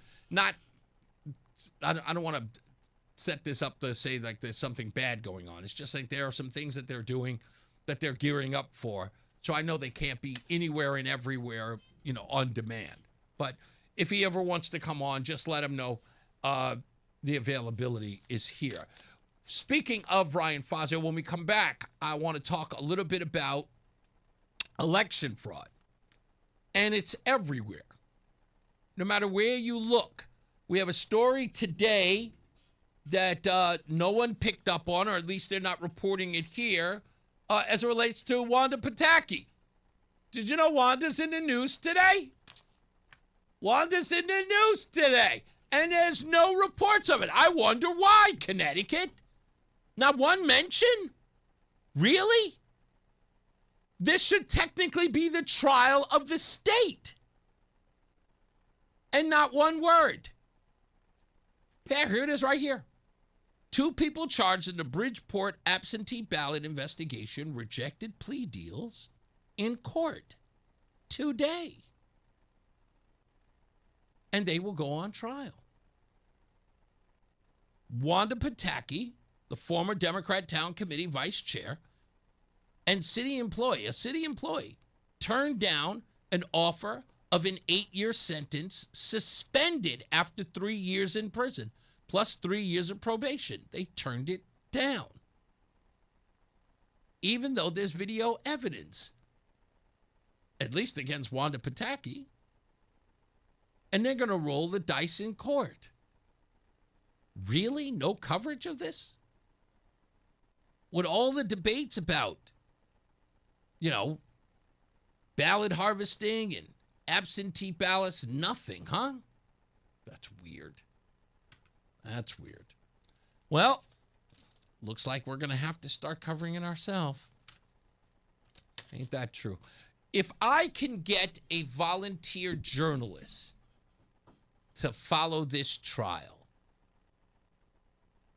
I'm going to need I got to see if I can find someone down there who will go to the trial each day and then be a correspondent here on Reese on the radio. I'll give you all the shine in the world, especially if you're an independent journalist and you're trying to get some burn on your channel or your page, whatever it is. Give me a call. You just got to be down there to get all the details from the trial. We'll get you everything you need. Let's get another check of weather and traffic with Mark Christopher. We'll be back with music news and more rock the vote fraud. Mark Christopher's in the BPS Lawyers Traffic Center. Hey, Mark. Hey, Reese, thank you very much. Well, if you're heading on the eastbound side of I-84 into Hartford, you got delays 46 Sisson Avenue to the Bulkley Bridge. And then again, you're slowing between exit 58 and 59, just east of exit 59.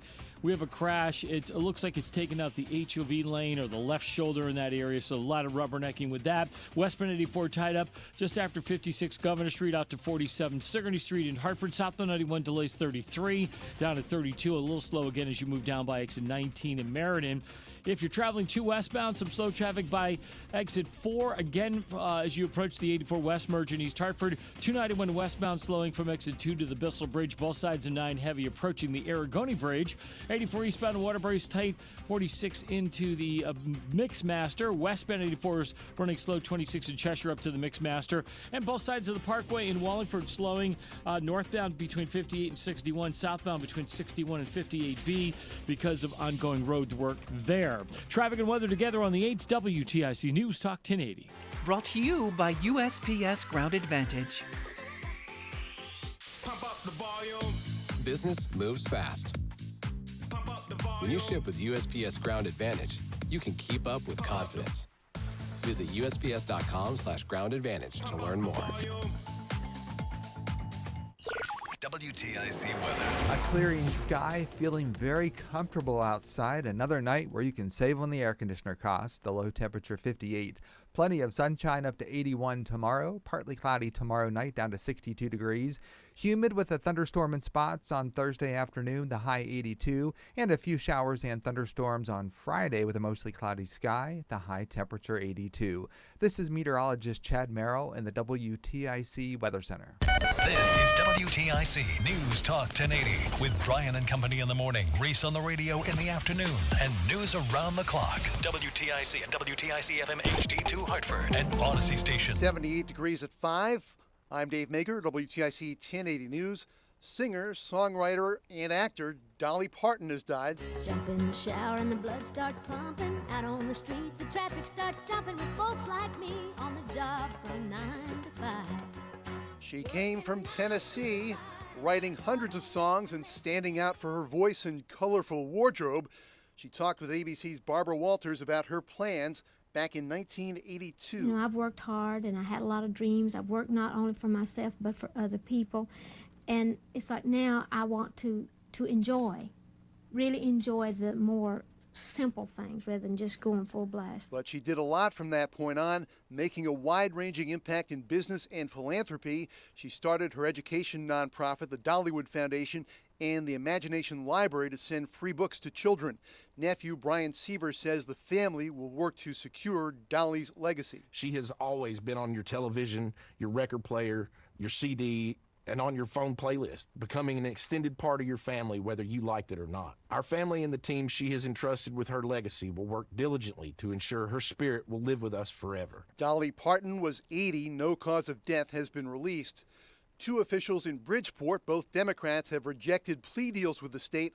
Wanda Jeter Pataki and Alfredo Castillo have chosen jury trials. They're accused of dozens of election-related crimes.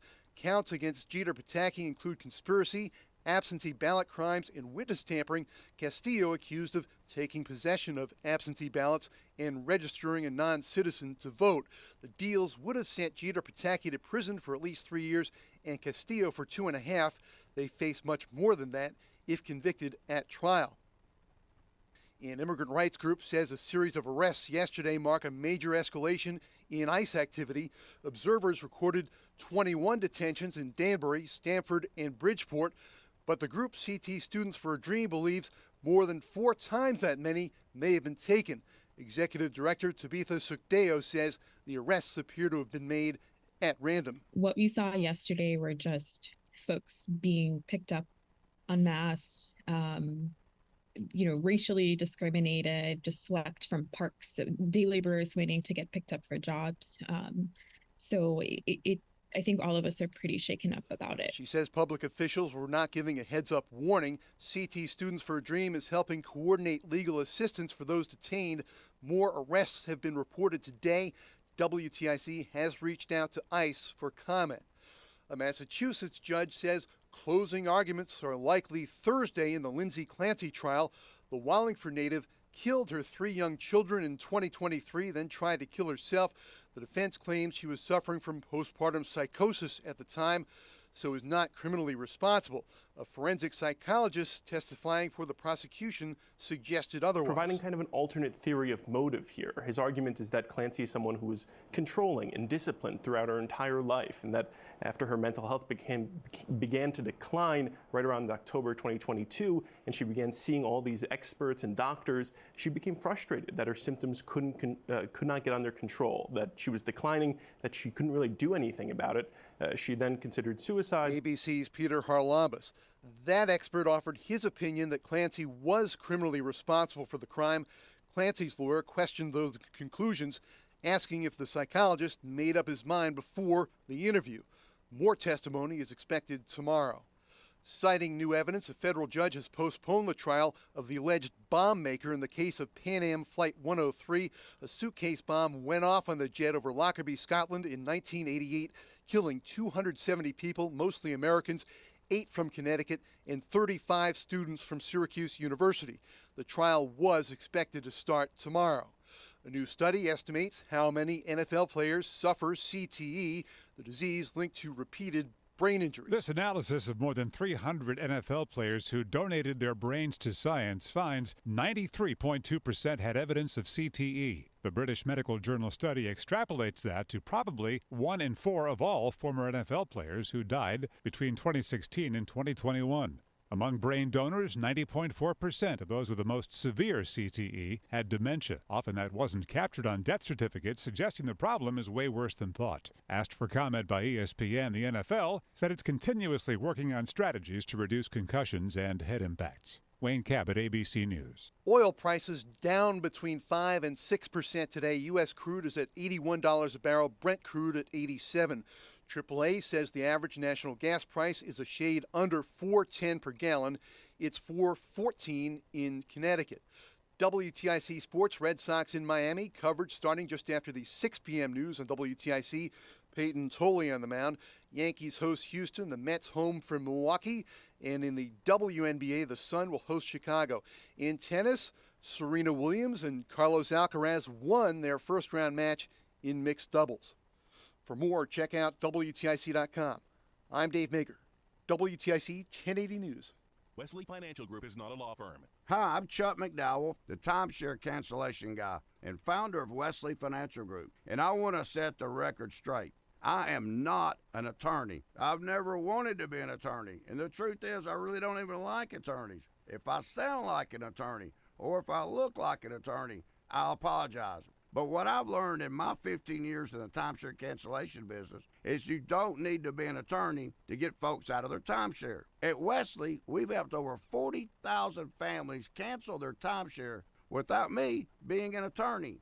And I want to share with you how we do it. Just give my office a call, and you will not talk to an attorney. And I guarantee if we take you as a client, we'll get you out of your timeshare, or you'll pay nothing. Call now for your free information kit. 800-714-9090. 800-714-9090.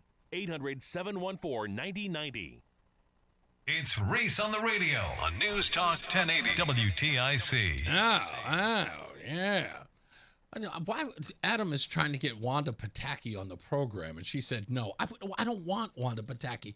She's the worst interview ever. Even if she had something to say, she would have nothing to say. News. Happy birthday goes to Jeff Tweedy, frontman for Wilco. He turns 59 today. Vivian Campbell, the guitarist for Def Leppard, turned 64. Don't break my heart, my achy, breaky heart, Billy Ray Cyrus. He turned 65 today. Gene Simmons, the bassist and co-founder of Kiss, turned 77. And I cannot find one of his fans anywhere. Elvis Costello, he turns 72 today.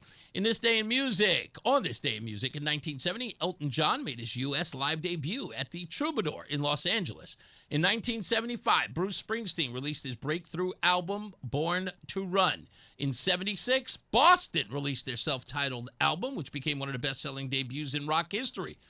In 1986, Paul Simon released Graceland. And in 2001, 2 weeks before September 11th, R&B singer Aaliyah died in a plane crash in Bahamas at the age of 22. That was 25 years ago today. And that is your music news. Mark Christopher is back. He has got weather and traffic on the 8s. He is in the BPS Lawyers Traffic Center. I know you remember that day. Did you know anything about Aaliyah when she'd passed? I remember the plane was, I think it was too heavy, right? They couldn't That's get off correct. the ground. It had all of the cast, the crew, right, and all of the film equipment that was on it. Yeah. Now, can I tell you a horrible story about that real quick? Please. Okay, this is absolutely true.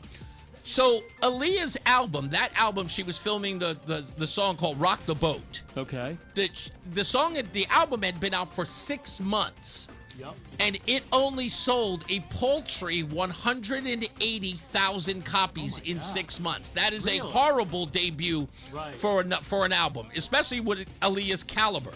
Right. So the album was already struggling. After the plane crash, a week later, the album went platinum. Crazy, huh? Isn't that wild? Yeah. Yeah. I love this song. This song was a jam back in the day. Yeah. I mean, Aaliyah, I'm not going to lie. Sadly, that album wasn't doing well, but it just didn't have a lot of hits on it. But Rock the Boat became a huge hit. Yeah. And the album went platinum more for the tragedy than the tracks on the album. Right. Now, who was she involved with? At the time of her death, it was Dame Dash of Rockefeller, the former partner of Jay-Z. But before then, she had a very controversial relationship with none other than R. Kelly. That's it. So that couldn't have been good for her. Not at all. No. No. All right, Reese, thank you. She was really young, too. I mean, 22. Yeah. Ooh, boy. Hey, if you're heading into Hartford right now, 91 southbound delays 33 down to 32 A and B, and again down by exit 28. Another slowdown as you approach 19 in Meriden. Westbound 84 is tied up approaching the Bulkley Bridge out to 44 Prospect Oakwood. 84 eastbound is locked up approaching 46 Sisson Avenue down to the Bulkley Bridge. You're tied up again from exit 58 out to exit 59 and the 384 interchange. If you're traveling southbound 91, delays 33 down to 32 A and B. Again, some slow traffic 27 down to 28. Another bump as you move down by exit 19 in Meriden. Both sides of 9 heavy approaching the Aragoni Bridge. 84 eastbound in Waterbury delays 17 to the Mixmaster. Westbound 84 tight 26 in Cheshire up to the Mixmaster in Waterbury. If you are heading southbound 91 into New Haven, slowing 3 and toward the 95 interchange. Both sides of the Parkway heavy in Wallingford. Northbound is tied up from 58B up to 61. Southbound Parkway slows 61 to 58B with road work on both sides of the highway there. Traffic and weather together on the 8s. WTIC News Talk 1080. WTIC weather. Tracking a quick sprinkle heading towards Hartford. Otherwise, it's pretty quiet on the radar. We do have one lonely shower. It's heading towards Litchfield. That's probably going to dissipate before it gets to Waterbury. We have a heavier shower north of Poughkeepsie. That'll probably head south of Waterbury a little bit later this afternoon. The overall theme is a very brief sprinkle. Otherwise, lots of sunshine, just a few clouds. And then overnight, mainly clear, a nice fall preview with a low temperature of 58. Plenty of sunshine tomorrow, up to 81 degrees. Very pleasant tomorrow night, down to 62. On Thursday, we will have a thunderstorm, though, in parts of the area in the afternoon with a high of 82. If enough clouds part, you might be able to see the partial lunar eclipse late Thursday night, early Friday. However, with this low pressure nearby, it's probably not going to cut it. Mostly cloudy on Friday, a few more showers and thunderstorms, the high temperature 82. But over the weekend, we've got less humid conditions, lots of sunshine, just a few clouds, 81 on Saturday, 80 degrees on Sunday afternoon. Right now, 79 in Rocky Hill, 75 in Hebron, and 79 in Hartford. This is meteorologist Chad Merrill in the WTIC Weather Center. DeGiorgi has been serving Connecticut homes for over 93 years. Call now to get up to $1,500 off your spring home improvement projects. Plus, zero money down, zero interest, and zero payments until 2028. Call DeGiorgi today. I can't get the signal. Okay, seriously. Now there's absolutely no excuse not to listen to WTIC News Talk 1080. You can literally hear us anywhere when you listen on your smartphone. And now you can hear us on the Odyssey app, the iHeartRadio app, and the TuneIn app. So pick your favorite and search and follow WTIC News Talk 1080 in the app. Then listen wherever you are. It's really that easy. So no more, I can't get the signal. We've made it easy. WTIC News Talk 1080 1080 on the Odyssey, iHeartRadio, and TuneIn apps. Men, when addressing the problem of erectile dysfunction, you want the right treatment for your specific medical situation. Because every case is different, and finding the right treatment can mean the difference between just an okay experience and an amazing one. This is Dale for Northeast Men's Health, and at our practices, we offer the full range of ED treatment protocols and can even combine therapies to help make those intimate moments special, both for you and your partner. At Northeast Men's Health, we're the leader in treating ED in the area. Our medical providers specialize in men's sexual health and understand that no two cases are alike, which means you'll get the right treatment for you based on sound medical evaluation and appropriate applications of medical therapies. Plus, we offer treatments that are effective in well over 90% of cases, which means if you're like most men, you'll get your sex life back. So call us. Your initial visit is just $99 and includes blood work, a medical consult, and if medically advised, a test dose. And if that test dose doesn't work in the office, your visit is free. Call 800-930-5956. That's 800-930-5956. Or go to northeastmenshealth.com. We have 7 offices, including our new office in Bridgewater. Paid for by government. Have you heard? The United States Mint has released the first ever dual date 1776 to 2026 American Eagle silver dollar in collector quality. Minted in 99.9% pure silver with a 1-year only Liberty Bell 250th special privy to celebrate America's 250th anniversary. Coin experts are calling this an amazing limited time opportunity for anyone that knows the enduring popularity of the Silver Eagle. These limited edition collector quality Silver Eagles are brand new, bright and shiny legal tender coins minted at the iconic West Point Mint. Call now and you are guaranteed a new 99.9% pure silver dual dated 1-year only issue Silver Eagle. The first time in history this has happened, but with limited quantities you must call now to order. To learn more, call 1-800-888-7618. If you order now, you'll receive a free collector bonus of $50 value free with every order. Call 1-800-888-7618 now to secure your new 2026 American Silver Eagle before they are gone. From politics to news to music to movies and anything above the sun and outer space and beyond, it's Reese on the radio. Damn, he's good. Only on News Talk 1080 WTIC. All right, back. Reese on the radio. Do not forget, go to reeseontheradio.com. That's REESE on the radio.com and download the brand new Reese on the Radio app. Come on, you want it, you need it. Best part about it is not only has this program live, if you go to it now. In fact, I'm going to go to it right now. I'm going to make sure I turn the volume down so it's not repeating myself, and it just makes the whole thing uncomfortable and weird.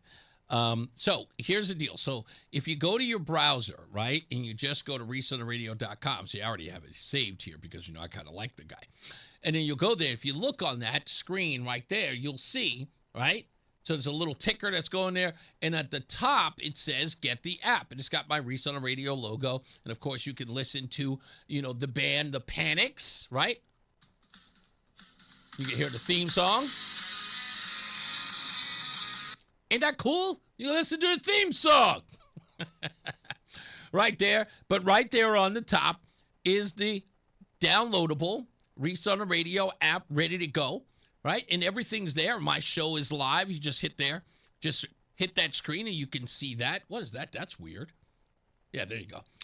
You hit that screen and you can see the show and it's live right in front of you. Then there's a ticker right there. But if you go to the app, which actually I will go to now because I got that saved. And, I'm just really, really proud of it because I did all the work on it, And you go there and there's the app and it pops right up. And then you can see the Reese on the Radio program and it's live, right?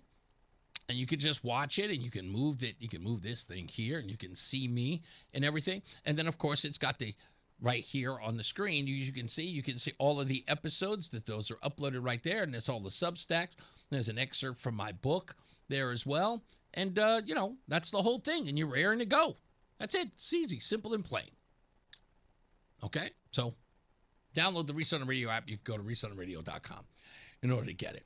What was this deal? Was it Lori? Yes, Lori. There she is. She says, hey, I'm an Elvis Costello fan. I write the book, and Allison are great songs.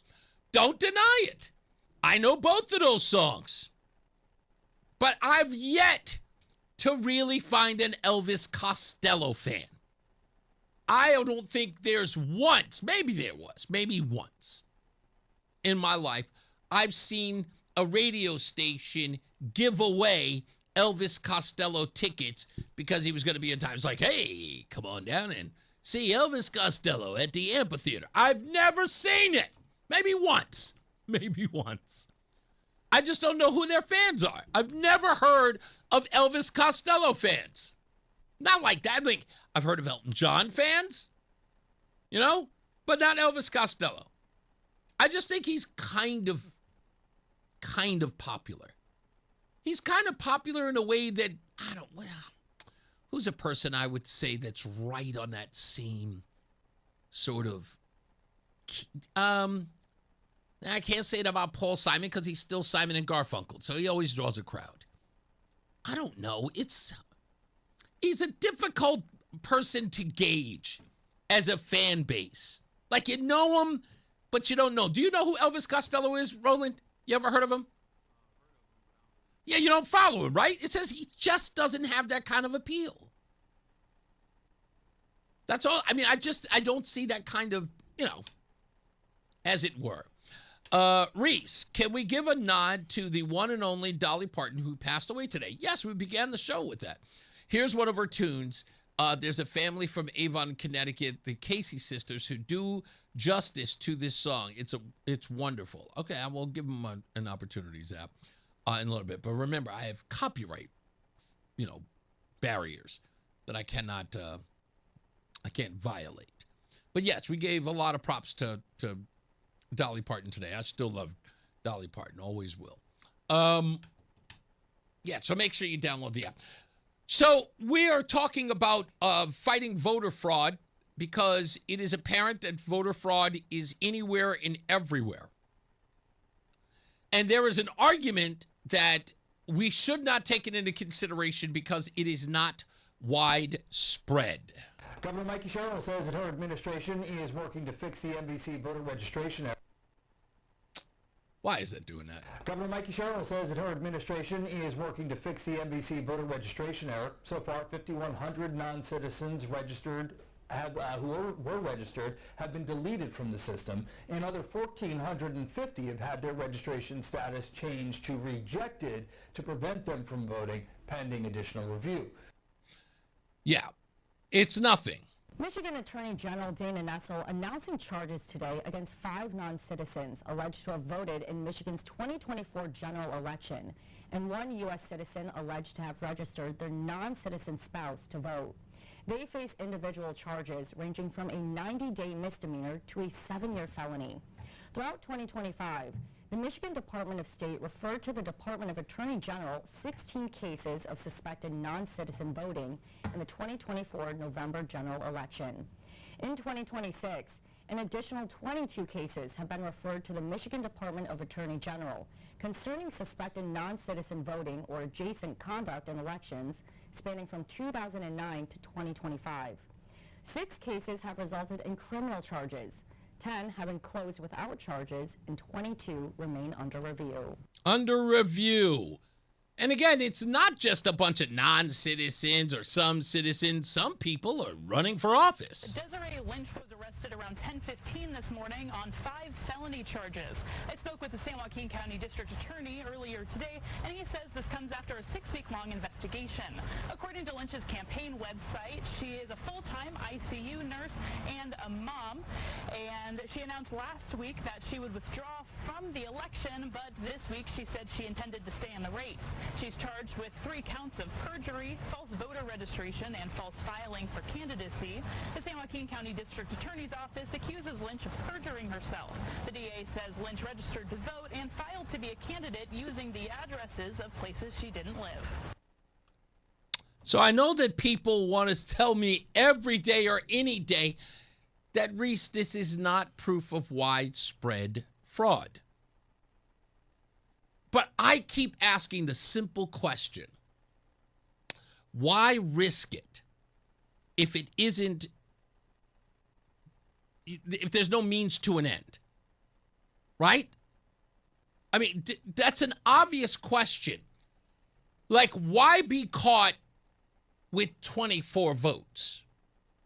Like, or 25 absentee ballots at the risk of being charged with a felony and going to jail if it's of no consequence? right? It doesn't change the vote. Like, that's the argument, right? Like, why risk 7 years in jail, 5 years in jail, 2, 3 years in jail, and a felony for a couple of votes if it's not meant to mean anything? Because I'm looking at it, because you can look at it from the outside. I'm looking at it from the perpetrator, right? Like the perpetrator. Now, if you're a kleptomaniac, right, and you steal, I don't know, a piece of candy. If you're a kleptomaniac and you steal, I don't know, like an onion, you know, or you eat a couple of grapes while you're shopping, and then you decide you don't want the grapes and you put them back. I mean, those are underhanded things, but the risk, right? What's going to happen? You're going to get kicked out. Maybe they'll call the cops on you. Maybe they'll force you to pay for what you ate, something like that. Why dine and dash, right? There's a possibility you could be caught. Somebody has a video of you, put an APB out on you. Next thing you know, you're arrested, theft of services. Like, why do you risk doing something that's silly? Again, I'm looking at the perpetrator, not the fraud. The perpetrator. What's the purpose of committing that crime? Like, it wouldn't matter. There has to be a means to an end, right? I put in 24 absentee ballots in a Dropbox because I was trying to do what?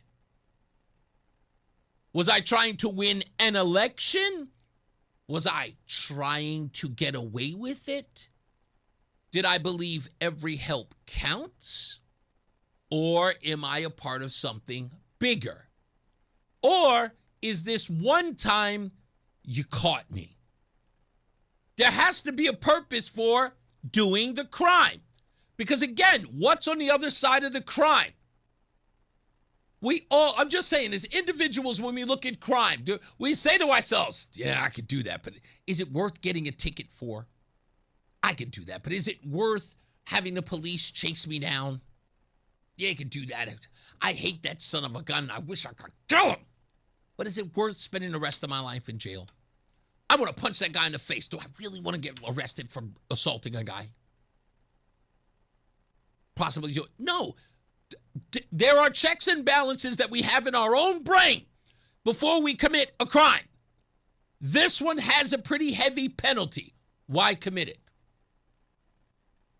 And when people make the argument that it isn't widespread, well, hell, neither is bank robbery. Neither's drug dealing. It's not widespread. But is it not a crime? Is it not significant enough to pay attention to because it isn't widespread? Like it doesn't affect anything? It's a ridiculous argument to say it's not widespread, so therefore it isn't worth paying attention to.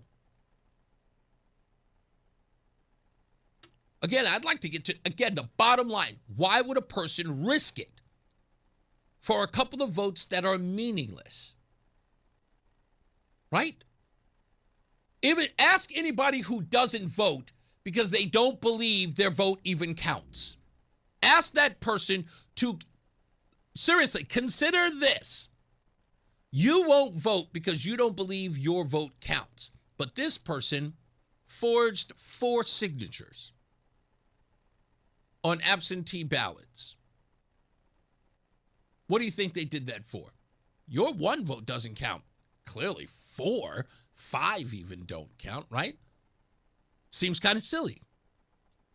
So why do you think they risked going to federal prison for it? Or not federal, but at least getting a felony. Why do that? For just 4 votes. Does that seem ridiculous to you? It seems crazy. But there are a lot of people doing it, huh? It deserves an answer. I would love to ask one person who's done it, why'd you do it? Just one. I wish somebody had the guts to tell me. Yep, exactly. There you go. Money. It's a good point. It's time for traffic on the 8s. Then we'll wrap this puppy up. Mark Christopher's back. He is in the BPS Lawyers Traffic Center. Hey, Mark. Hi, Reese. Thank you very much. Hartford 91 southbound delays 33 down to 32 A and B. If you are traveling on the westbound side of I-84, Look for some slow traffic now as you move up on the Bulkley Bridge out to exit 45 Flatbush Avenue. 84 eastbound slowing about a half mile before 46th Avenue into the tunnel east of the river. A little tight again out by exit 59 and the 384 interchange. 291 westbound slowing in South Windsor, exit 2 up to the Bissell Bridge in the construction area. Both sides of 9 heavy approaching the Aragoni Bridge in Middletown. 84 eastbound Waterbury slowing approaching 17 to the Mixmaster. Westbound 84 sluggish stop and go. 26 in Cheshire up to the Mixmaster in Waterbury. Both sides of 15 on the Parkway, slowing in Wallingford. Northbound slowing as you move up between exit 58B and 61. Southbound Parkway slowing between 61 and 58B in Wallingford because of ongoing road work there. And if you're traveling into New Haven, southbound Parkway, you've got delays from exit 60 into the West Rock Tunnel. Traffic and weather together on the 8th WTIC News Talk 1080. WTIC weather. A clearing sky overnight. It'll feel like fall once again with a low of 58. Plenty of sunshine, low humidity tomorrow with a high of 81. Partly cloudy tomorrow night down to 62 degrees. Humid on Thursday with a thunderstorm in spots in the afternoon. The high temperature 82. We will see a couple of showers and a thunderstorm on Friday with a high of 82 as well. Now on Saturday, we finally get rid of that system. A mix of sun and clouds, less humid, the high 81. Plenty of sunshine on Sunday, the high temperature up to 80. This is meteorologist Chad Merrill in the WTIC Weather Center. There's a lot happening in Washington and in your local neighborhood. Follow WTIC News Talk 1080 on the Odyssey app to keep up with the latest. And now, a WTIC News Update. 77 degrees and sunny at 5:30. I'm Dave Mager, WTIC 1080 News. One of our more universally popular celebrities, Dolly Parton, has died. Jolene, Jolene, Jolene, Jolene, I'm begging of you, please don't take my man. A singer, songwriter, and accomplished actress, Parton had a run of more than 60 years in the public eye. She was a success in business and philanthropy with the Dollywood Foundation to support children's success in school. Her nephew, Brian Seaver, ran her security team and made today's announcement on video. Dolly opened doors not just for me, but for her entire family to reach the potential we didn't even know was possible. Dolly also opened doors for generations of singers, songwriters, musicians, and dreamers from every walk of life and across every continent. By her example, we believe that anything was possible. Dolly Parton was 80. The family says she died peacefully. No cause of death has been released. New Haven police say a teacher is accused of inappropriate contact with a student. 51-year-old Simon Edgett worked at the Sound School, which serves high school-age students. He allegedly met with the student outside of school without the parent's knowledge and was texting with the child. The incidents were reported last spring. The school system says Edgett was placed on leave and will not return when school opens. Edgett charged with risk of injury to a minor and harmful communication with a minor. Bail was set at $50,000. If he doesn't get his way, he says he'll tear it down. President Trump's hostile takeover of the Kennedy Center takes a dramatic new turn in a court filing. The Trump administration is now threatening to tear down the iconic Kennedy Center in Washington, D.C. if a federal judge doesn't green-light President Trump's efforts to renovate the building and put his own name on the front of it. The Justice Department's lawyers wrote that without Trump's help, the, quote, decrepit Kennedy Center arts venue would go into a, quote, death spiral. And they say it could be demolished and then replaced with something like a, quote, large outdoor amphitheater. Jay O'Brien, ABC News, the Kennedy Center. That move would face significant opposition. The conference board says consumer confidence weakened more than expected. Oil prices went down between 5 and 6% today. On Wall Street, the Dow was up 160, the S&P climbed 24, the NASDAQ was up 171. WTIC Sports, Red Sox in Miami. Coverage starts just after the news at the top of the hour here on WTIC. Peyton Tolley on the mound for Boston. Yankees host Houston with Will Warren on the mound. The Mets home for Milwaukee. And in the WNBA at Mohegan Sun, the Sun will host Chicago. For more, check out WTIC.com. I'm Dave Mager, WTIC 1080 News. Brian Shackman here for Allaire Elder Law. You know, over the years, I've interviewed a lot of professionals, but every once in a while, someone just stands out. And I have to tell you, it's attorney Haley Allaire. My wife does not like any of this stuff, and we needed to sit down to prepare our future to make sure everything was taken care of. We met with attorney Haley Allaire and her team, and it was unbelievable. Not only did she empower us to learn about what we were doing, but all of our nerves and fears, she just took it right down because she put it all right in front of us and patiently explained everything. And in 2 meetings, we had everything all set. And now we feel comfortable and confident, not only that we have our act together, but also our children hopefully will be taken care of too. If you want that peace of mind, you have to reach out to attorney Haley Allaire and get that process started. They are unbelievable. AllaireElderLaw.com. It's ALLAIRE, AllaireElderLaw.com, or call 860-259-1500. Again, it's 860-259-1500. Attorney Haley Allaire and her team, for me, they were the best. And when you do call them, tell her Brian from WTIC sent you. Carpal tunnel syndrome, heart failure that doesn't improve with common medicines. These are some signs and symptoms associated with ATTR-CM, or the cardiomyopathy of ATTR amyloidosis, a serious heart condition with symptoms that get worse over time.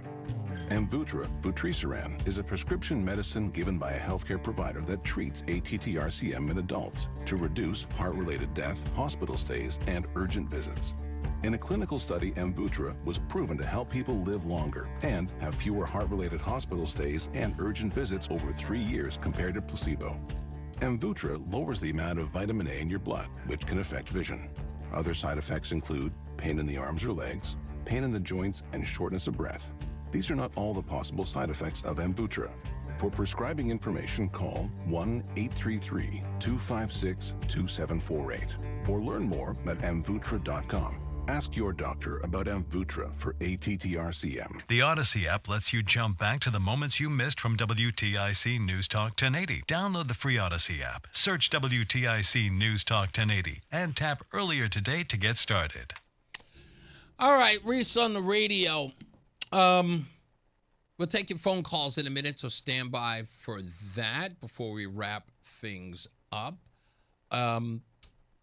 It's wise not to pay attention to this show. I'm saying this to news media outlets out there and all that other stuff. It's wise, especially even to the politicians on the other side of the aisle. It is wise to act like the show doesn't exist.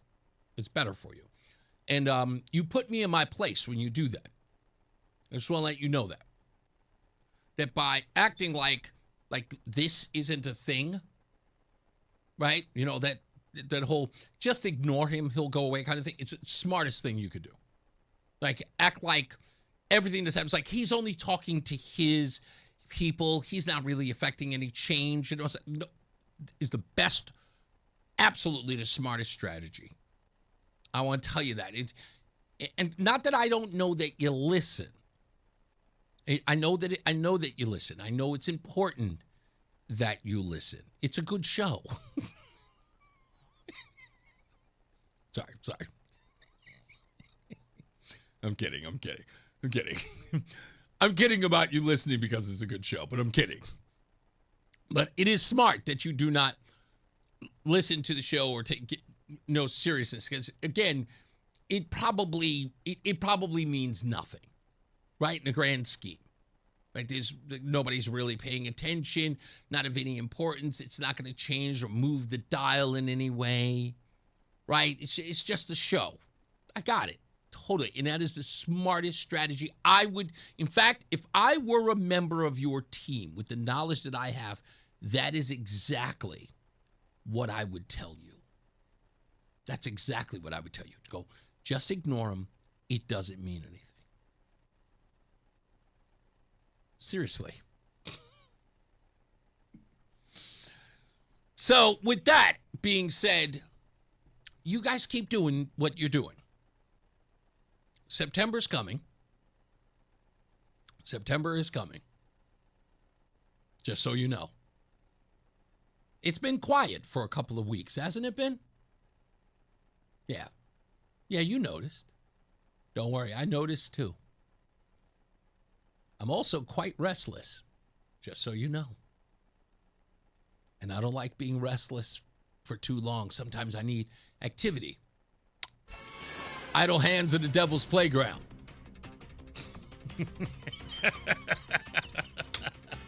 Ask Mark Christopher. He'll tell you. He's in the BPS Lawyers Traffic Center. How you doing, sir?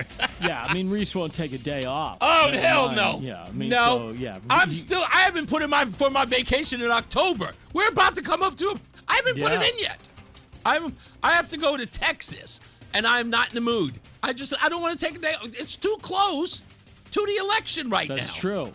Like, who That's takes true. a vacation? Who are these people? I don't know, Reese. I don't know what their motivation is to take vacation when you can work. Yes, exactly. When you can work. Exactly. I'm just.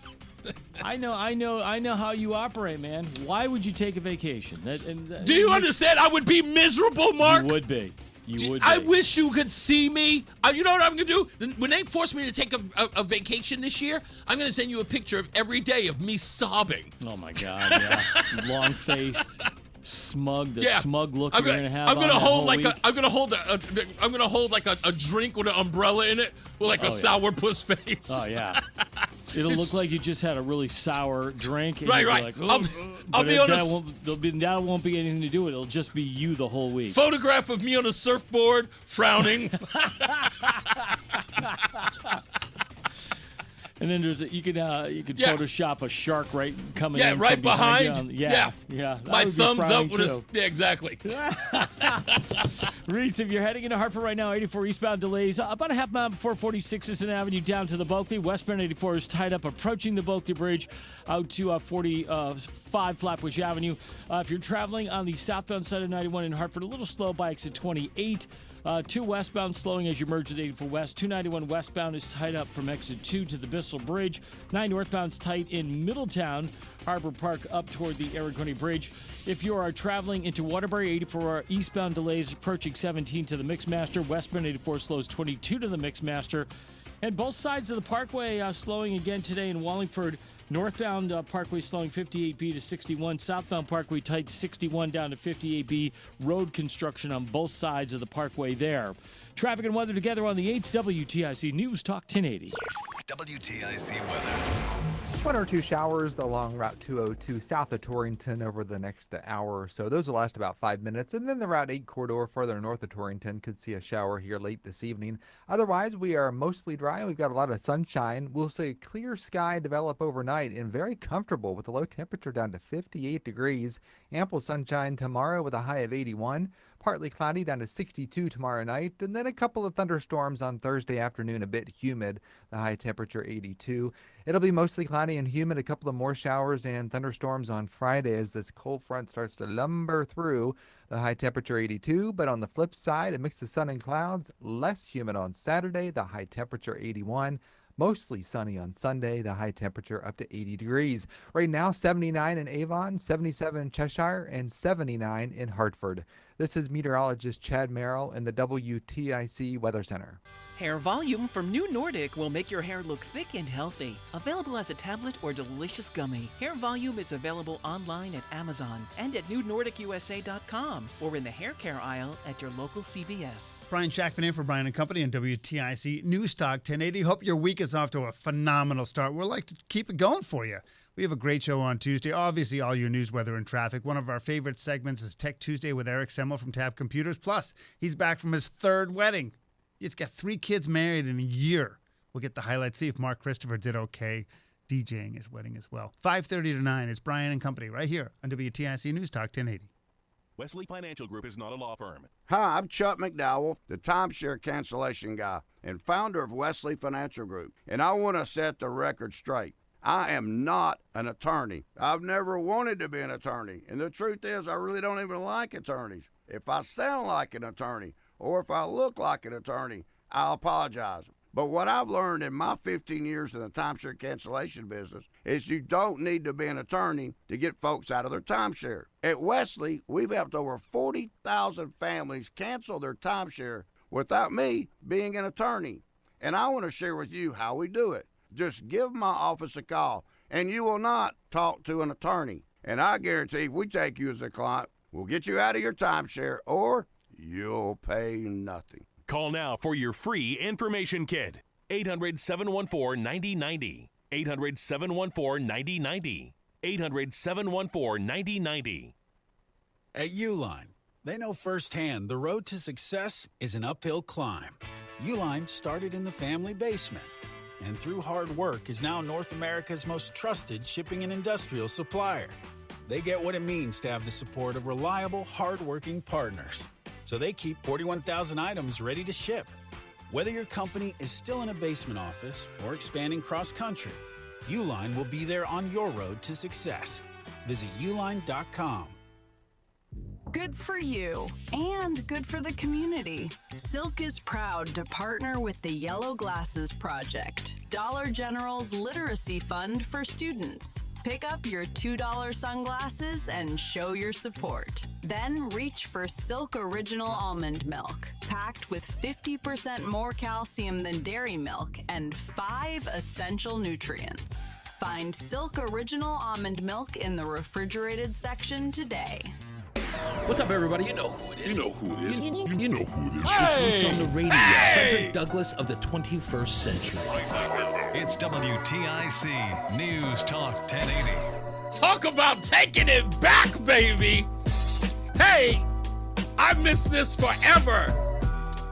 How we doing there? Reese on the radio, about to wrap it up. Can we do this all the time? Come on. Just for the end, that works. I love this. This brings me home. All right, we are back. Reese on the radio. Let's get into our phone calls. Let me start with Lori's in Glastonbury. How are you doing, ma'am? Oh, wait a minute. Hold on. It would work if I actually had your volume up. There you go. Say again? You have kept me company because I have been painting in my new home because I'm on vacation. Okay. So congratulations on the new place. That's right. You did tell me you got the new place. So you've been painting. Yep, I've been painting all day, and so I've been listening to you. Thank you.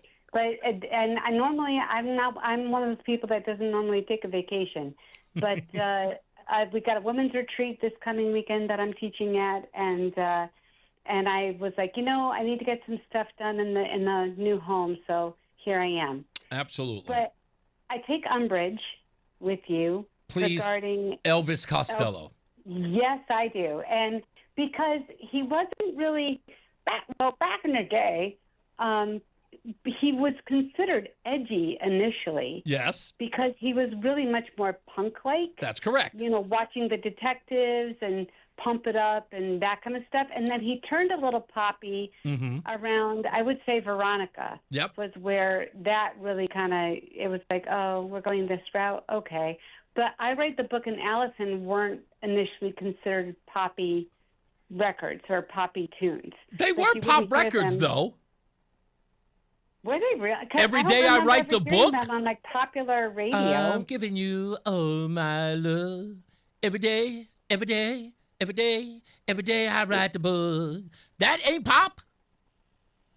But it wasn't on regular pop radio, and it was considered new wave. It was the only reason why I know Elvis Costello is because he played on the top 40 station I listened to.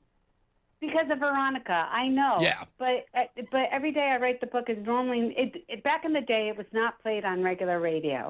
Well, it might be now because all of you're right, because I'm thinking the mid '80s when I heard that record, and again, not that I didn't know who he was. I knew he was edgy. Can I give you this example? And this is the reason why I kind of make fun of the whole who's an Elvis Costello fan. Because do you know what was the most edgy thing he did when I was growing up, which again, absolutely was not on brand? It was the famous band from Saturday Night Live episode. Do you remember that? No. Okay, so everyone should look this up. Elvis Costello was told not to sing a song on Saturday Night Live. The night he performed, his backup band was none other than the Beastie Boys. And he performed the song anyway. He interrupted the song they were supposed to perform the band's song. I cannot remember what it was, but it may have been, what's the one you said? Pump It Up? No, the detective song. It may have been that or another song. Yeah, it was a song he wasn't supposed to sing. He sang it anyway, and he was forever banned for it. Oh, all right. Well, I did that. I did not know. Yeah, and that's why I said, I'm like, new every day. This guy is edgy? I'm like, it's Elvis Costello. He's waiting. And Craig in the car says, by the way, he goes, the only reason why anybody cared about him was because he had the name Elvis in his name. That's not true. Craig, you are not in this conversation, Craig. Stop. I love you. Y'all fight like true. brothers and sisters. I love it. All right, let me grab some others. I'm telling you, I think I'm right on the Elvis Costello thing. There are very few people who are big fans. That's all I'm saying. Okay, all right. Well, fair enough. But I appreciate you taking some time to honor Miss Parton earlier today. Oh, you know I love that woman. Thank you. Thank you, Lori. You're welcome. You got it. Let's go to Pete in Northford. Hello, Pete. How are you? Hey, good afternoon, Reese. Yeah, I'm not a big fan here of Elvis Costello either, but he is married to Diana Krall, is he not? Yes, he was. Yes, he was. Yeah. But can we say that's like liking Billy Joel because he was with Christy Brinkley? Yeah, that's pretty much where I am with all this. Okay, so I guess you're the same with Rick Ocasek, right? Yeah, well, there you go. I'm developing a pattern here for you, Pete. Yeah. The guys are doing well. No, don't get me wrong. I saw Rick Ocasek with what was his wife's name? Oh gosh, Jill, I knew you were going to ask me. I want to say her name is Goodacre. What was she a supermodel or she something? was, yes, she was supermodel. Absolutely. I saw them once on 8th Street off 6th Avenue. That was the first time I ever saw, and I should have recognized her, but of course I was a big Cars fan, so I saw Rick Ocasek. That was the first thing I paid attention to, and I'm like, wow, the rock stars get all the hot chicks. Little did I know it was his wife. Oh man, hey, I kind of talking about this Jeter thing in Bridgeport and all. It's funny how the Democrats have gone from there is no election fraud. Yeah. To there's a little election fraud. It's not widespread. Well, there's a little election fraud, but it's not enough to sway an election one way or another. Indeed. I always found it fascinating that in Joe Biden's initial address, to America after he got elected, quote, stolen the election, the first thing he said to everyone was, I got the most votes in the history of American elections in the most secure election of all time. Yeah. Those were that's very strange to me. And it was in the speech. Right. That's the first thing he said to everybody as the president-elect. Yep. Kind of weird. You know what? Kind of weird. That's what, again, and I always go back to Uncle Rush with the question that no one's ever been able to answer. If indeed it was the most secure election in history, what was the least? Yep, absolutely. Because it begs the question. You can't have this without the that.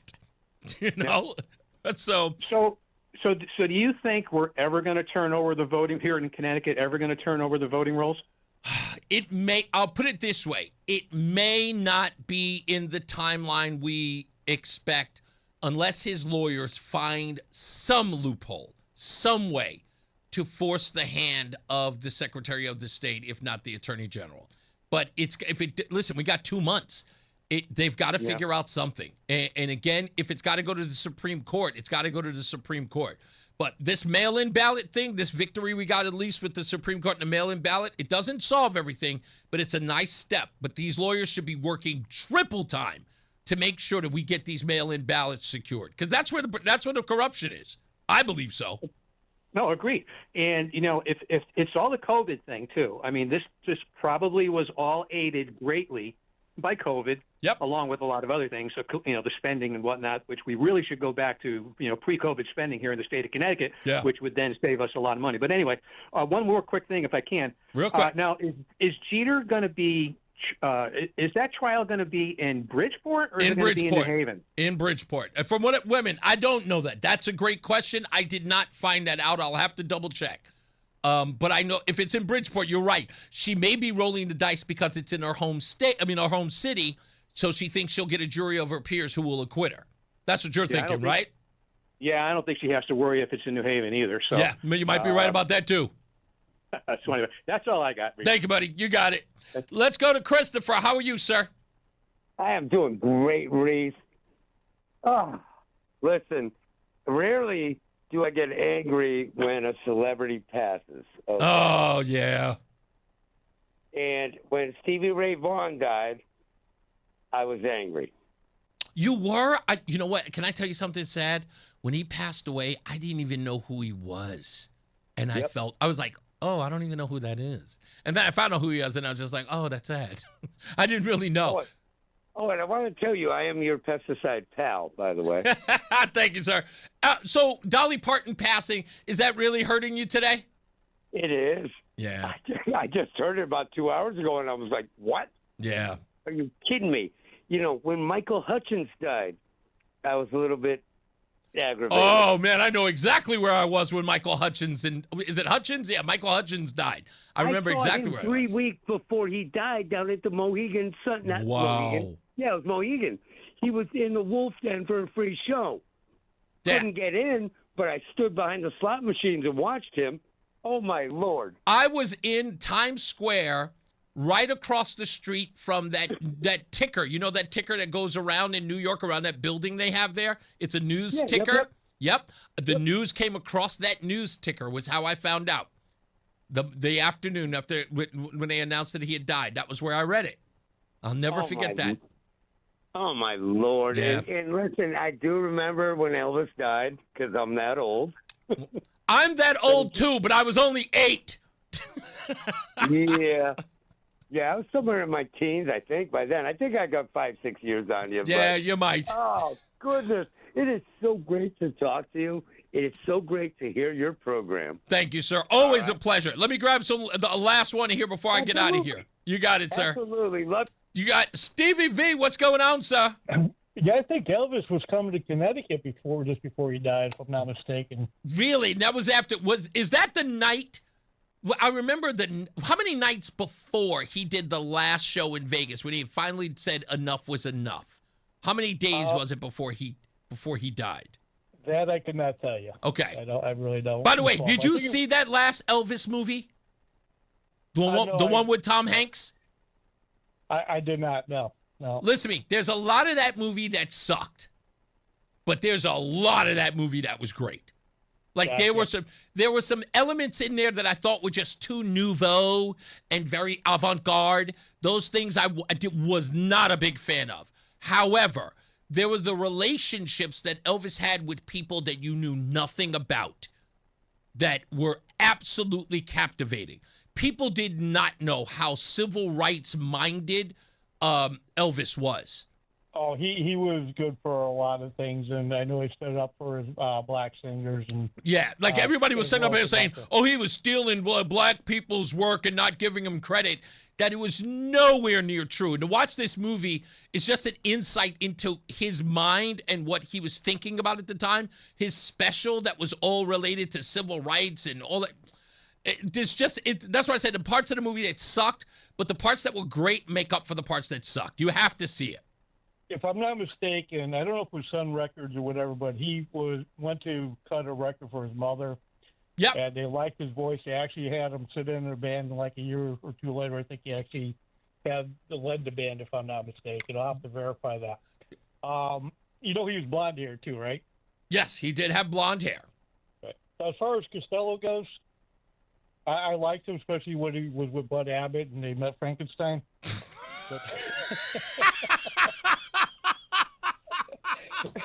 Hey, Abbott.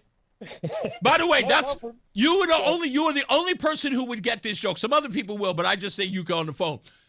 One of my favorite lines from Robin Hood Men in Tights is Dick Van Patten walking through the crowd, and everyone's saying, "Hello, Abbott," and he's saying, "Good morrow." Hey, Abbott, good morrow. And there's that one guy who says, "Hey, Abbott." And he goes, "I hate that guy." I got to let you go, man. All right, I'll talk to you. There you got it. Hey, Abbott. I hate that guy. I love that movie. As I always say, radio is free, so we thank you for paying attention. Remember to keep JC in your hearts and in your mind. Sean Patrick, we love you and we miss you. Remember that panic is not planning, so plan your work and work your plan. Me, I'm Reese on the radio. You have a good night and pleasant tomorrow. We'll see you back here at 2 p.m. mañana. Roseanne will be here. And Mark Christopher, he's getting you home. He's in the BPS Lawyers Traffic Center. Is that Elvis? No. Oh, who's that? Stevie Ray Vaughan, baby. Oh, Stevie Ray Vaughan, yes. Again. Sierra Paradise. Took a while for me to figure out who he was. Listen to that. Isn't that beautiful or what? Still arguably the best guitarist ever. Yeah, I gotta believe he's right up there. Yeah, I know he was. When I was growing up, he was arguably one of the best. Listen to that, man. That is nice. That's a nice way to wrap up the Reese Show. Have a great night, Reese. Thank you, man. See you tomorrow. Hey, if you're heading into Hartford right now, westbound 84 delays approaching the Bulkley Bridge out to 47 Sigourney, 84 eastbound. Just a little slow as you move 48 Capitol Avenue down to the Bulkley Bridge. 91 north and southbound quiet. 291 westbound slowing. Exit 2 up to the Bissell. If you're heading into Middletown, that's quiet. 84 eastbound Waterbury delays 17 to the Mixmaster. Westbound 84 is tied up from 25A to the Mixmaster in Waterbury. Both sides of the parkway still running slow in Wallingford with the road work. Northbound Parkway slowing 58B to 61. Southbound Parkway in Wallingford slowing 61 to 58B. So it's slow in that area. South 95 New Haven tied up from 48 down to 43 in West Haven. Traffic and weather together on the 8s. WTIC News Talk 1080. WTIC weather.